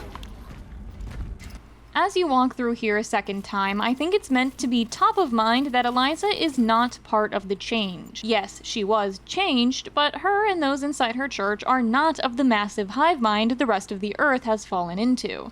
More importantly than that, Eliza is able to reach into your mind while she speaks to you and give you visions of her followers. A detail you may not remember, though, is that Eliza has another extremely important ability. She is able to sense what essences you have. Specifically, as you kill her, she's able to know that you had collected her father. Even if you gave him up to grab the extra in this area or the last area, the essences you've collected have leaked into your very being. We know this to be true because you have the option to give up Edward or Arthur far before this scene happens. But if you walk past the memory orbs in the subways, they'll still be there. So listen to this. You think you too were sent, don't you? No, Peregrine. You were born. Yes. But then you were remade. You were just as we were. Eliza seemingly knows that you aren't a traveler. Knows that your consciousness is made up of just another essence. Veronica's. Eliza is comparing the Pathfinder to shoving the memories of a traveler into your head, to that of the change convincing the father and subsequently everyone else in the church into believing the change was God. It's a pretty apt comparison. I'll mention here, since we're talking about her voice lines, and it's a pretty popular theory, that Eliza says that she and her followers refused to join with the false god, the change. She then immediately refers to the change as the collective, which naturally, along with a few other details, leads many people to believe that the travelers are actually part of the change. A part that managed to achieve higher intelligence and then worked to go back in time and collect the minds of those who may have died outside of the change in order to allow them to become part of the hive mind. There are a few reasons I don't agree with this theory, and all of them have already been seen by now. The first and most obvious being that the travelers in all the notes and logs you find will never refer to the change and the collective as being the same thing. They are always two forces, seemingly always in opposition of one another. Furthermore, Zibbert confirms in his research that the DNA samples he got from the Pathfinder have absolutely no trace of any disease in them whatsoever. We know from Veronica's notes and the fact that she managed to make a poison for it, that if the Pathfinder had a similar biological structure to the change, it would have been very possible for them to see it. It's highly unlikely that Zibbert or Veronica managed to miss this. A point of support for the Traveler being the change is that when you find the body of 4335, who became Marcel, it's overtaken by the same fleshy mass as the rest of the change. There's also other bodies that are surrounded by this. The assumption here is that the Travelers aren't actually people, but are people-shaped suits that are shoved full of changed biomass. Well, this is very cool, I just don't think it's the case. Specifically because of the various bodies you find around that don't look like that. The very first body you'll find, 3500, has a very regular looking stump where his arm was. The other part of his arm has a bit of flesh growing out of it, but that part of him is specifically placed next to a victim of the change, so it could have just come from there. Later on in the Abbey, you'll find two arm stumps. Both have very clear bone structures sticking out of them, both are directly next to other biomasses, but they don't have any weird fleshiness coming out of them. There's also another body in the Abbey that does have a bunch of biomass around it, but the actual limbs are distinctly separated from it, with the same internal texture that appears on both of those non-growth affected arms and 3500.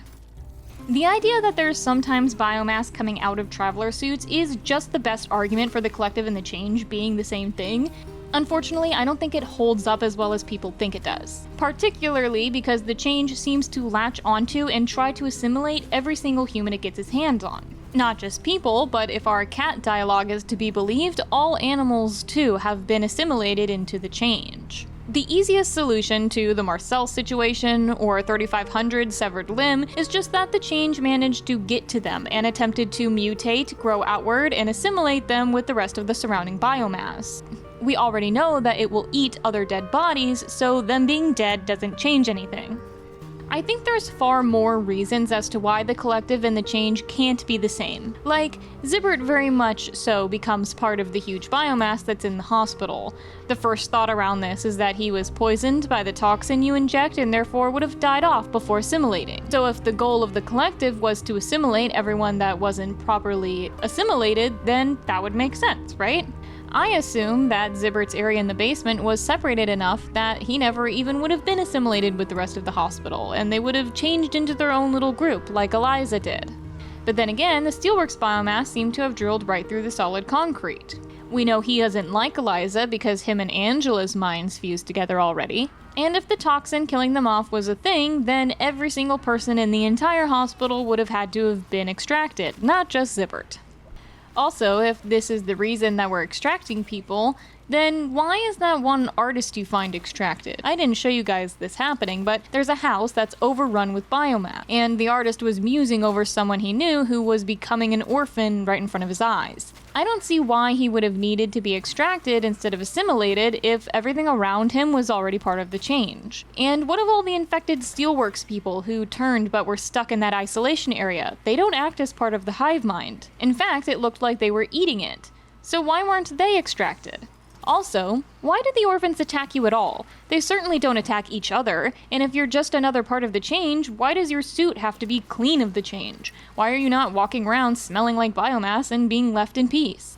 If it's because the military made these orphans aggressive, then why are you dressed up like someone who's in the military? Why do you have guns at all? I would have dressed up like a doctor.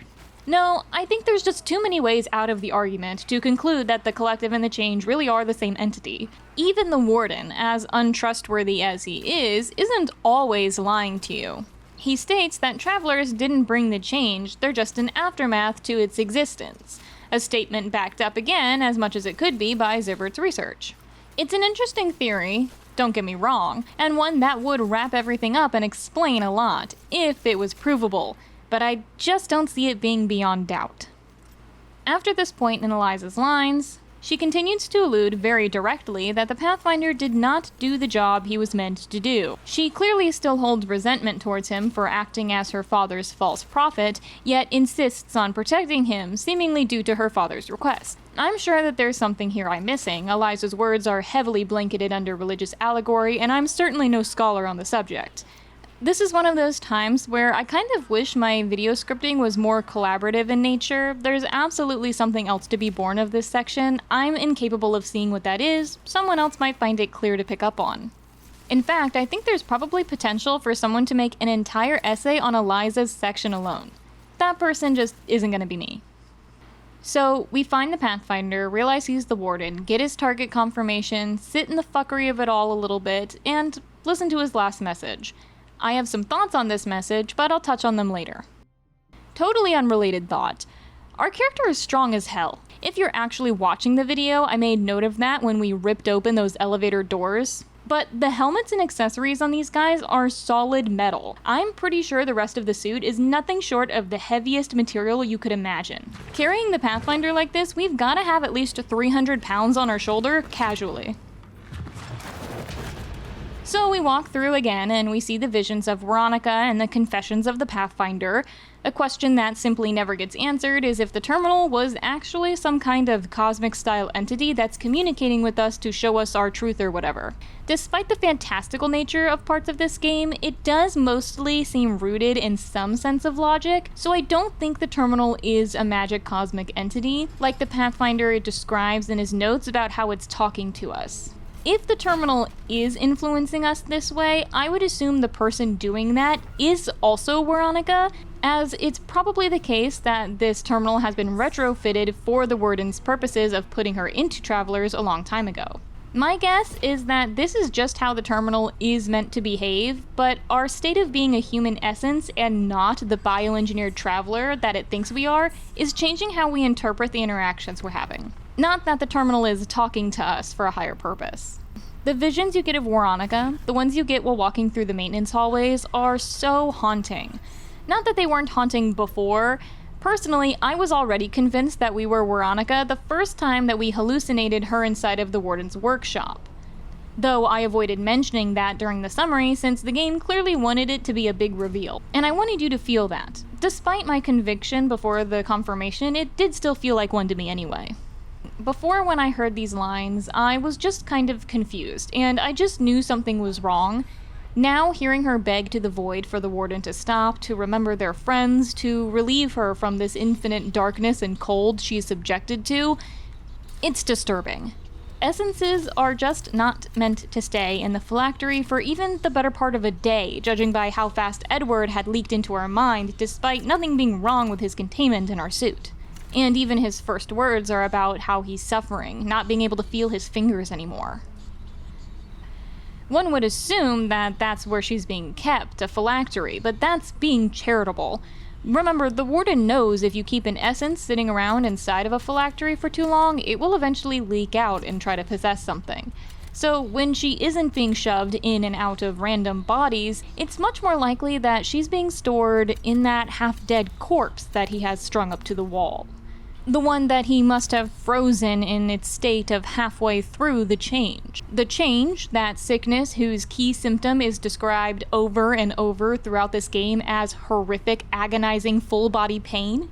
That's the body he's been keeping her in. For God knows how long, being shoved and ripped in and out of awareness 300 plus times over. What kind of hell has Veronica been stuck in? It's no wonder the moment we get a chance, we tore the body from the wall. It was a mercy killing, and my disdain for the Warden has become immeasurable. That's not even counting the description you hear, the one he gives of how broken her mind is in his final experiments. The Warden claims he has no idea how or why we woke up, and he certainly has no idea how we became Veronica. The answer, though, is obvious. He had put her through this protocol so many times, it's not even a stretch of the imagination to assume that a Rev capsule sending out a search ping to see if it should release its traveler would be noticed by Veronica, who has been plugged into a Rev capsule God knows how many times. These tubes and wires coming out of her don't go nowhere. She's plugged seemingly directly into the terminal. And all of this tech has been optimized for awakening. Every mission and log we get in the game is sent to us via this Bluetooth or whatever this futuristic equivalent is. I believe Veronica saw her chance and just sent herself over. Maybe it's just my headcanon, but I fully believe the intention was always for us to end her suffering. That she possessed us, woke us up herself, in order to send us here to set her free. This scene with the Warden confronting you takes on such a grotesque symbolism once you fully have the context of the story, the loop, and the choices made within it. For me, everything is spelled out within what the Warden says. When our character finally sees Veronica at the clock tower, and we tell her that the Pathfinder doesn't really care about humanity, he only cares about her, we're correct in every sense of the word. The Warden isn't chasing what he's claiming he is. He isn't actually after a reborn version of Veronica who can act as the last bastion of humanity, as if that made any sense to begin with. What he wants isn't to preserve anyone's personality or character. He has no clue what it means to be human, and he's certainly never cared to learn. What the Warden is obsessed with is Veronica's interest in him, her insistence in finding humanity in him. It was never really about her, it was about the validation that she gave him. In one of his own notes, he even says that she was the only one who saw him as another person. And that's why he found her to be so special. The Warden watched her suffer. He knew that he was torturing Veronica, yet he continued to do so in hopes that when he finally brought her back, she would view him with that same validating admiration she had at the beginning. He had taken advantage of her empathy for this long and felt that he could continue to do so forever. But Veronica, after having been extracted against her will and stapled to a wall, knows the truth. And now that we've remembered who we are, we know too. And that's why we needed to be woken up. To stop this. In the Pathfinder's last message, before he deactivated himself, he says that he discovered what people really were. He talks about how people are bright and unyielding. He specifically states that he can't let someone take Veronica because she's the only one who saw him as a human. Yet, Veronica is the only human he's ever been willing to talk to. He's never spoken a word to another. Not Zibert, not Eliza, only Gabriel, one sentence in his request to see Veronica. He doesn't want people to be added to the collective anymore because it dehumanizes them to add them to the machine, but then he treats them like they don't exist and are just a way for him to get to his own goals. And then we ask, what other fate even is there to the collective? The change? An unfeeling, single-minded organism that does nothing but sit there and consume and spread to consume some more? In this sense, what is the purpose of trading this one perceived evil for another, if we're even meant to believe the collective is even remotely comparable to the change like he claims? He says all that matters to the collective is their own hunger, but he's guilty of the same hunger, the same selfish drive to keep Veronica to himself, to keep her alive indefinitely to feed his own ego, of lying to her about how he would save her, and refusing to listen when she no longer wanted to be saved. The hatred our character feels for the Warden isn't just for the fact that he messed with our identity, gave us a purpose and then stole it from us, or even that he put strangers in our head and messed with our sense of self. Part of it is clearly Veronica's experiences and feelings rising into our consciousness all at once as we rip her off that wall. When I hear the Traveler say, "I don't even know who I am," I don't hear a drone of the collective losing her vocation. I hear a woman who has been stripped of everything she once was, finally having the ability to voice what was done to her. The Warden can't help but reveal his shortcomings with every consecutive line. Despite his constant claims to seeing something that we don't all game, the Pathfinder doesn't understand humanity at all, not really. The log, saying the starting sequences for the process he's created always lead with Veronica screaming, crying, struggling, then silence when it's over. I imagine her rotting body against the wall, thrashing in protest, begging him not to put her into another shell, not to put her into another body that isn't hers, that she doesn't want to live in, only to shut down entirely once it's done. Again and again. And he knows she's hiding from him. He knows that she's in there and doesn't want to come out.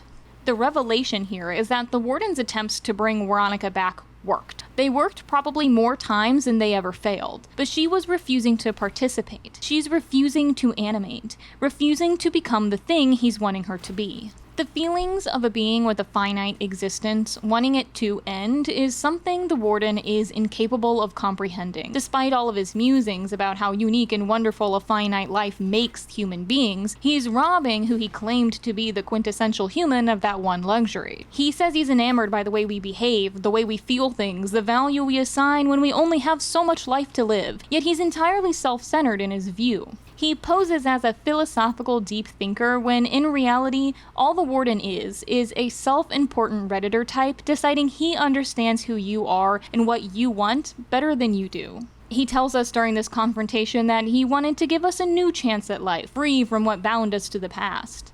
But I argue that as people, it's our past that defines who we are, who we will become, and who we vow ourselves never to be. The things we overcome, the things we succumb to. These are the experiences that will make us who we are. The Warden outright admits that he had lost part of Veronica's memory, that he purposefully replaced those memories with those of an awakening traveler. Then he goes on to curse us for not being the same Veronica he knew. We woke up knowing nothing of anything outside of the collective, yet we're blamed for following the vocation. He hates us, calls us a monster for using our new life to serve, but he refused to tell us we had any other purpose. He systematically stripped away everything he claimed to admire about Veronica. Her drive to never quit and find hope, her identity, her individuality. He changed us at a core level. He made us this way, and yet he calls us a monster for it. I knew she would change, yes, but I still thought she'd stay herself. This is who I am, right? Are you disappointed? And the part that frustrates me so much about this is that we are Veronica. We are so clearly Veronica that she believes us immediately when we claim it. The warden himself recognizes us before we even speak to him. At the end of the game, he apologizes to us by name. He knows that we are Veronica. We're just Veronica if she was born into a world with the framework of a traveler in her mind, born without the trauma that binds her to her past, exactly how he imagined. The tragedy in this moment is the traveler is much more human than the Pathfinder ever could hope to pretend to be. Not just because now we have the memories of Veronica, but because on our own we embodied all the ideals that he says he saw in her. Perseverance, never giving up.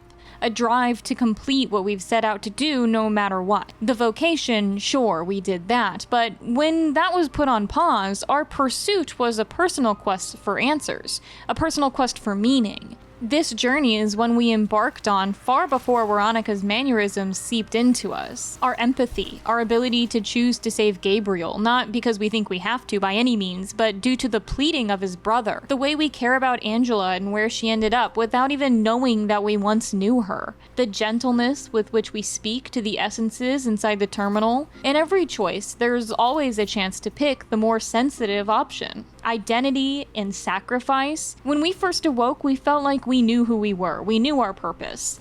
Maybe those were our fake memories, but each traveler would have woken up with the same ones, and they all had unique ways of problem solving, different strengths and different weaknesses. 1410 decided instead of figuring out how to get herself back on track, she would attempt to repair the Earth itself to help those who would come after her. Unlike the Pathfinder, who ran away from responsibility and enjoys his infinite life due to the forfeit of countless other potential lives, the travelers who take to the task they're given do in fact expect that they'll die. In fact, every other one we've come across has died. The very foundation of the Pathfinder's ideology around human superiority is a complete and utter fabrication. All travelers are awakened knowing that they will eventually die. Many of them gave their life away willingly. The collective, unlike the change, is not a hive mind, not from what we're shown of it, not in the way the Pathfinder describes in his message. Each essence we carry, even when seeping into our own mind and fighting for control, maintains its integrity as an individual. The thoughts and feelings and memories don't melt into each other the way we see with Zibert and Angela.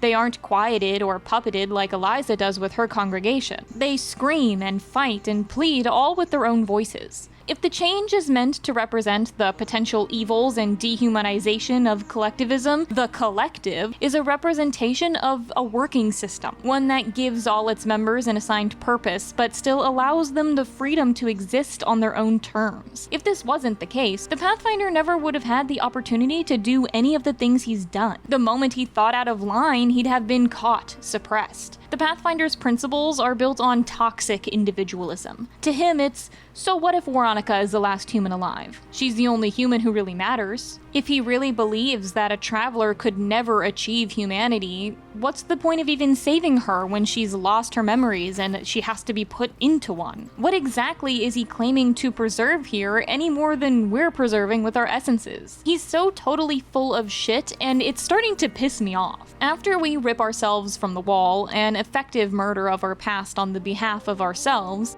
we see visions again. One is of the after credits scene, the one where Veronica is begging not to be extracted.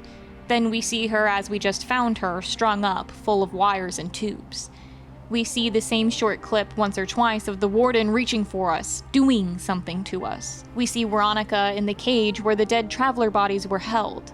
Veronica stepping out of our Rev capsule. The first time, I viewed this as visions of what Veronica went, seeing from her perspective what it felt like to be these travelers that eventually died. But now I see them as us, our character, suddenly and violently reliving these things Veronica went through.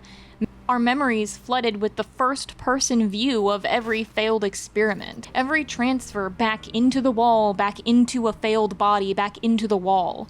We now remember waking up not as a traveler, but as Veronica. I'm not just convinced that we're Veronica because she says so.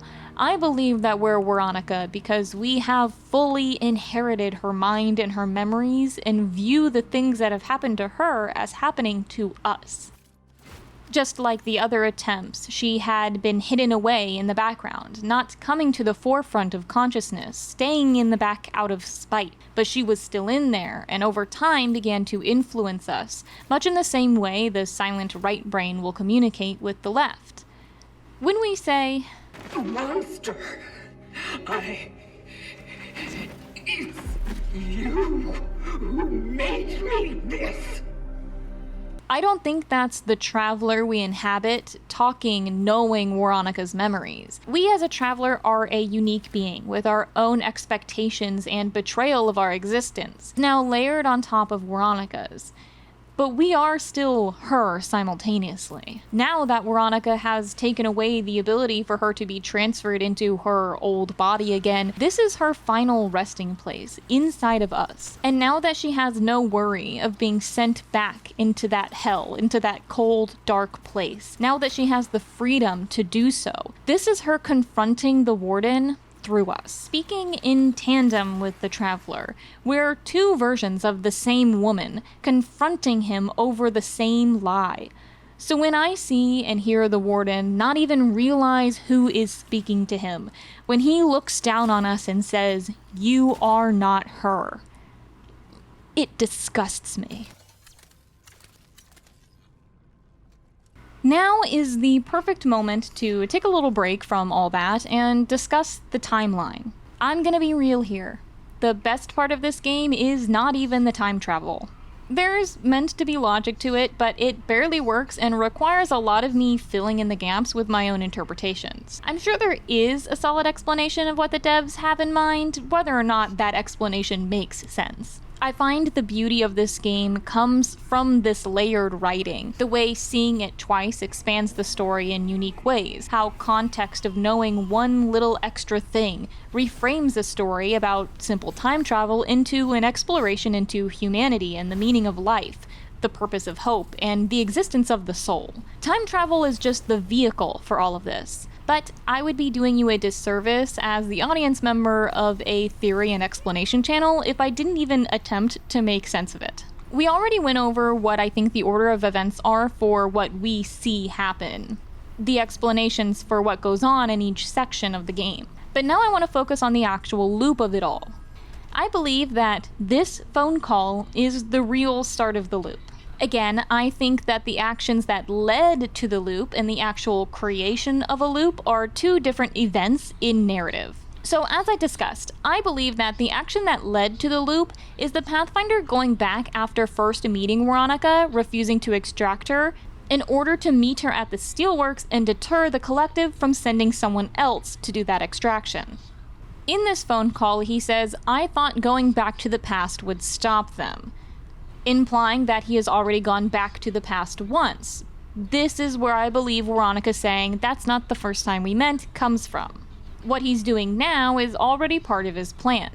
If he stays in a time before when Veronica is meant to be extracted, then they will never send anybody to extract her because he's still hanging out before the time where it's supposed to happen.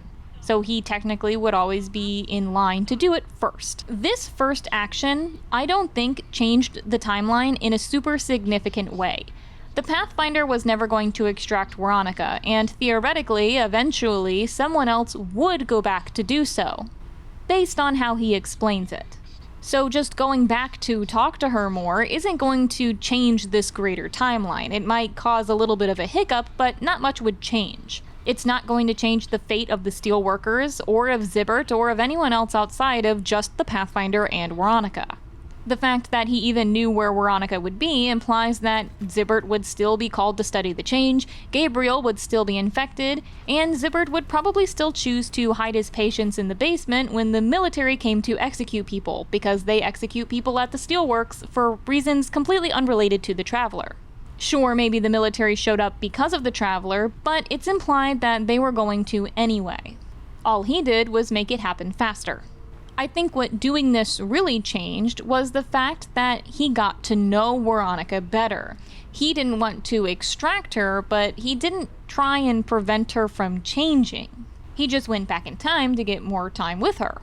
But this extra time would eventually lead to him extracting her to save her from the change, and then attempt to put her in traveler bodies to immortalize her. This has to have happened a first time. Before you get to a loop, you have to kind of go through everything first before it loops back, right?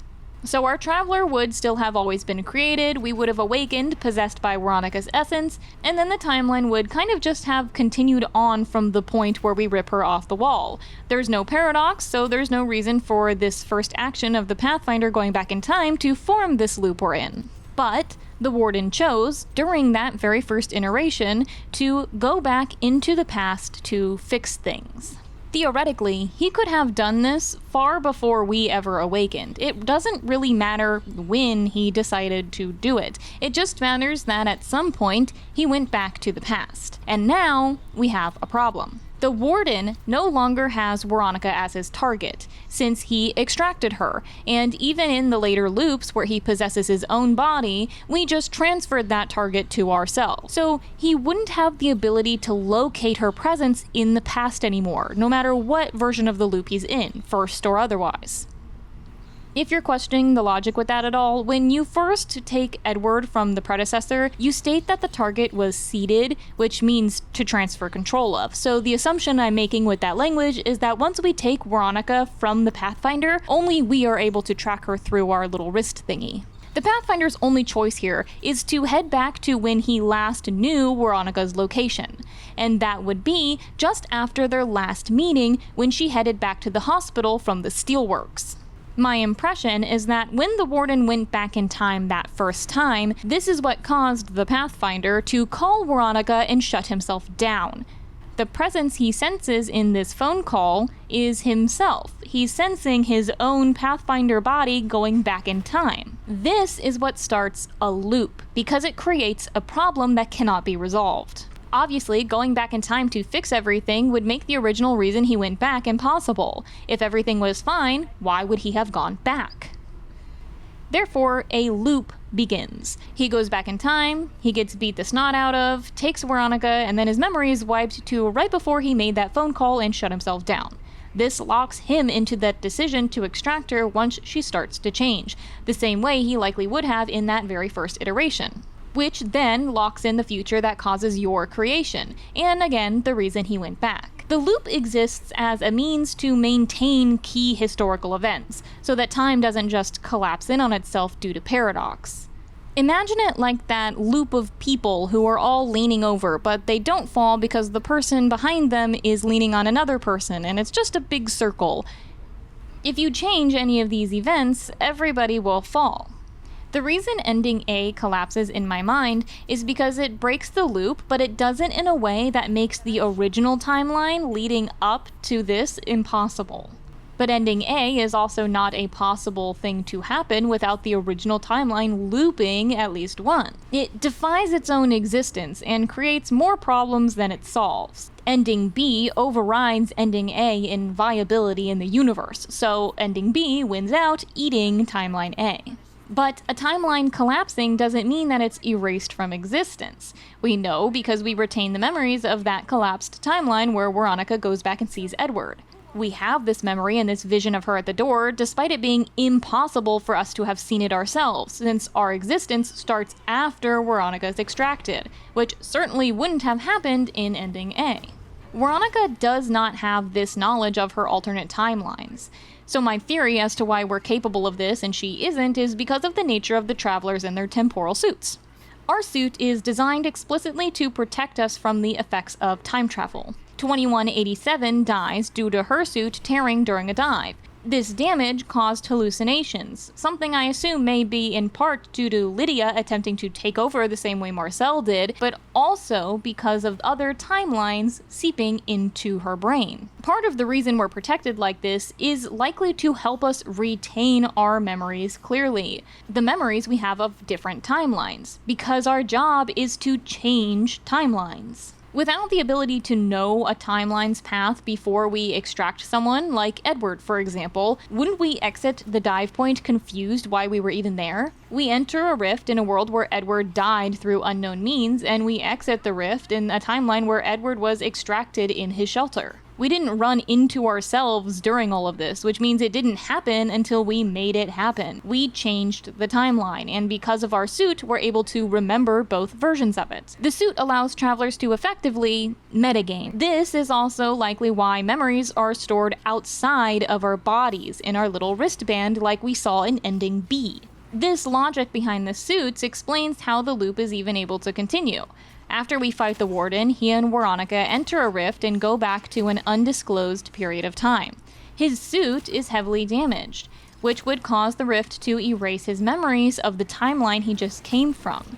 So the only option is the external memory to establish what it can, and what it gives him is the last thing he logged before shutting himself down. This is also just a necessary conclusion from a storytelling perspective based on the implied rules of the universe the game is giving to us. If the Warden were to wake up with the proper memories, this would just make the loop fall apart as well, causing every viable timeline to implode on itself, starting everything over from square one, and if no one remembers what they did wrong, it would just start everything back up again. It would just recreate and erase the same loop over and over and over for eternity with no hope of time ever correcting itself. In order for this to make any narrative sense, we have to view time as a sort of conscious being. The loop is started and curated in order for the timeline to protect itself from total reality collapse. I tried my best to make everything I just said make sense. It probably really didn't, but here's the layman's version of what I'm trying to get across. Time travel in this game is held together with the integrity of a spitball. The start of the loop is when the Pathfinder turns himself off, and the end is when the Warden and Veronica go back in time together. After they go through their rift, time will cave in on itself and restart at the point of the start of the loop. This will go on indefinitely, forever, until either ending A happens and everything collapses and then restarts again at the start of the loop anyway, or in the case that somebody finds a better way to break it. Speaking of that option, it's time for the true ending.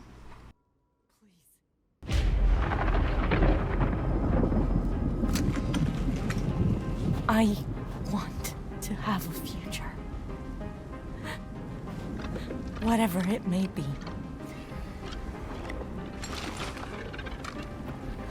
No. You are going to suffer. That is your future. But without it, we don't even have a flicker of hope. Please. I want this.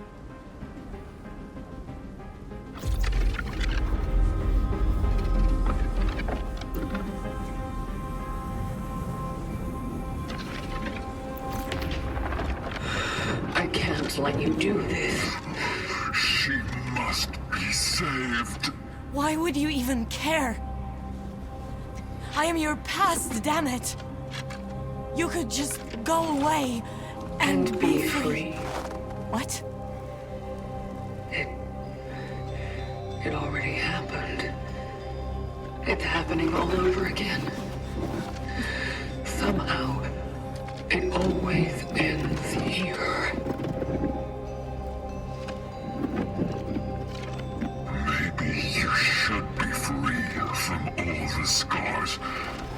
And most importantly, free from me. I won't leave you. It's fine, Veronica. Maybe she's right. Go. Take her. There's still a chance for both of you.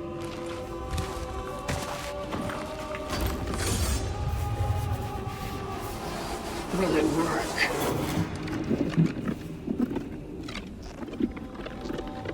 You never give up.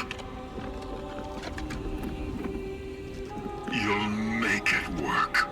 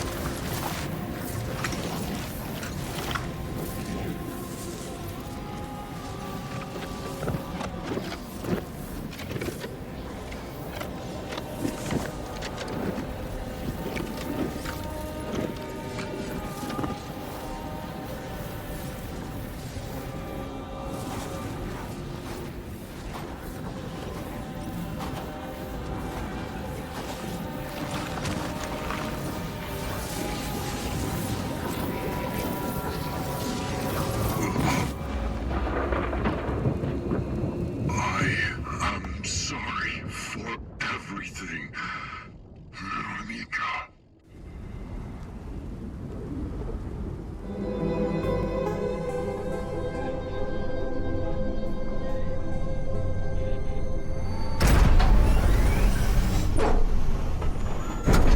Welcome, Veronica. It's time.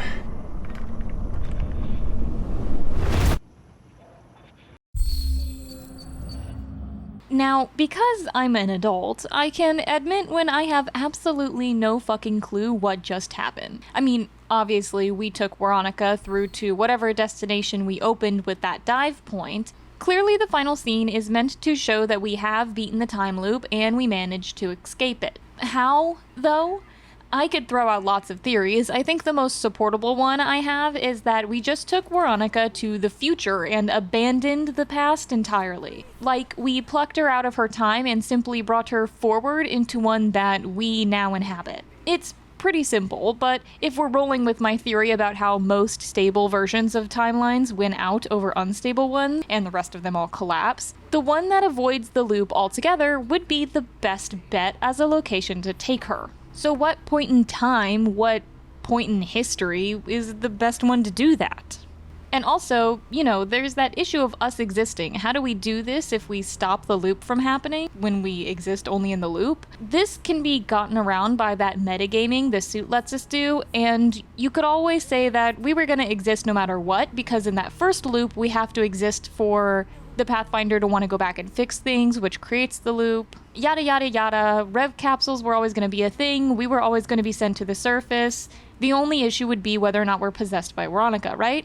I suppose you could say once the loop collapses, we would possess all the memories from that loop and gain the memories of the remaining timeline that we create, just like we do in Ending A or how I explained when you extract somebody. So maybe the true timeline now is that we eventually wake up as expected when our predecessor dies as a regular traveler, but now with all of this meta knowledge of Ending B and A, go back and grab Veronica at the correct point in time to bring her forward, and avoid the loop altogether.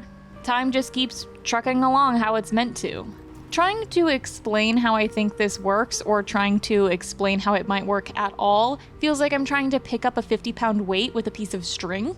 But I really put a lot of thought into it, and I can't come up with a better explanation on what this is supposed to be, or how it's even possible in the first place. Aside from the logic of it all, the Rev capsule opening and us gesturing to Veronica, I assume is Veronica outfitted in a traveler suit? I mean, she was in the Rev pod, or at least we're assuming that that's Veronica in the Rev pod being gestured to by us. Why else would we put her inside a Rev pod?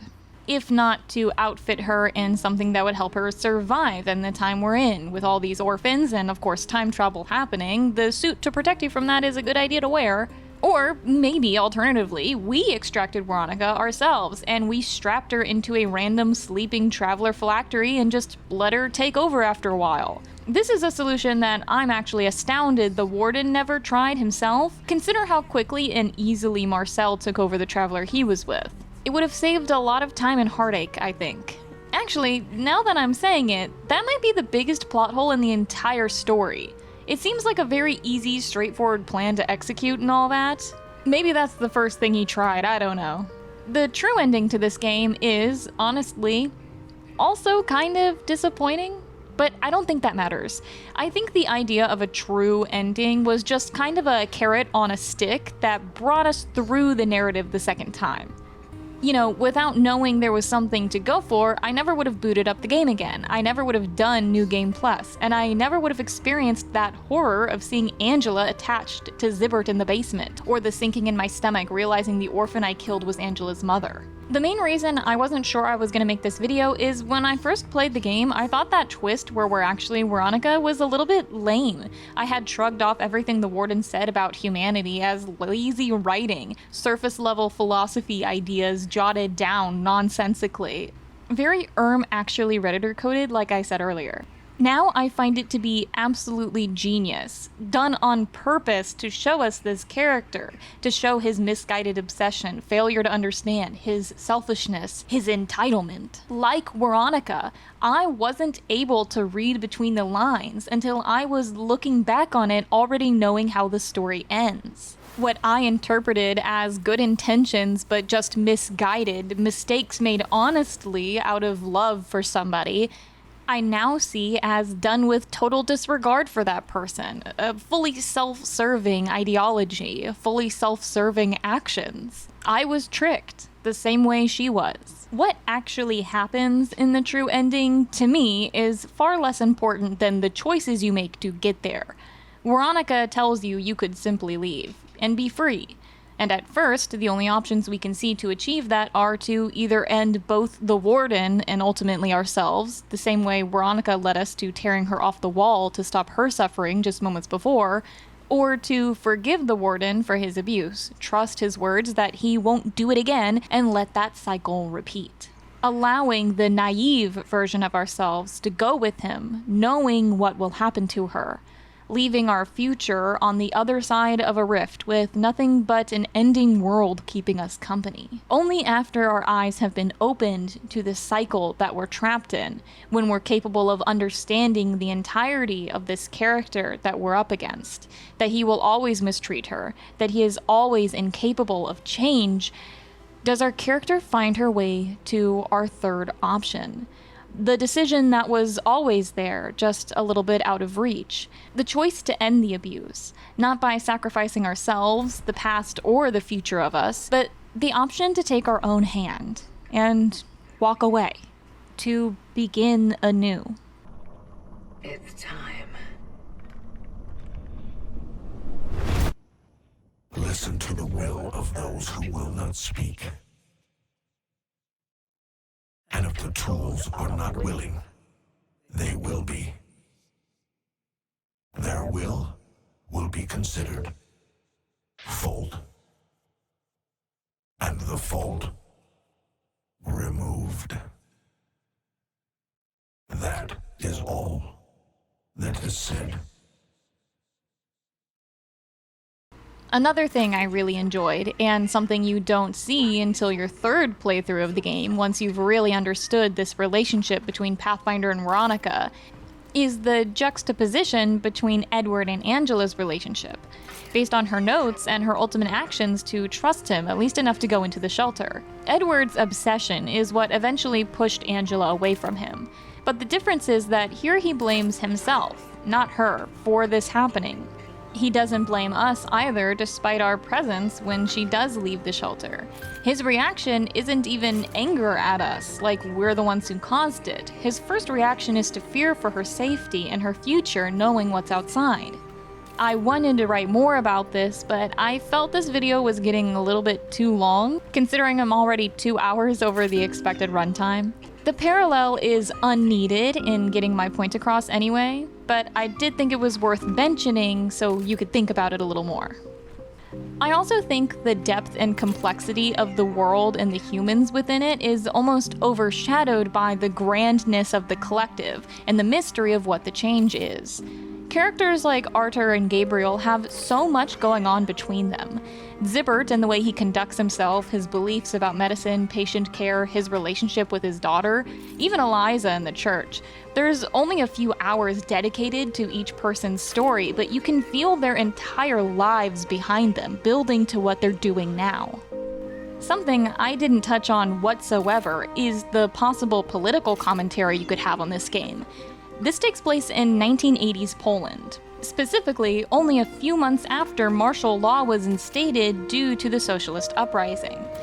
I didn't even look into the politics because I wanted this to be focused more on personal relationships and group dynamics. But the juxtaposition between the collective and the change being two types of the same collectivism, those metaphors about hyper-individualism and it leading nowhere, these could definitely play into a political reading of the game. Of course, the creators are also Polish, so I'm sure that had an impact on this type of writing. But it is just not my place to speak on something I am not educated on like that. I really wish someone would, though. If you've got a poli-sci degree, take a crack at it. Personally, I want to avoid that reading of the game. I like seeing it through the lens I provided about abusive relationships and cyclical abuse. There is really so much depth to the narrative here that I could make maybe an 8-hour video on it, but I'm not going to do that, like, ever again, by the way. Another reminder that I'm going to be streaming this game on my Twitch channel. Assuming this video goes public Friday like I plan, I might be streaming right now. I usually start around 4 p.m. EST if you want to hang out, discuss the game, or see how collecting that family of essences changes the narrative. If you've watched till this very last second, thank you so very, very, very much, and I will see you at the terminal.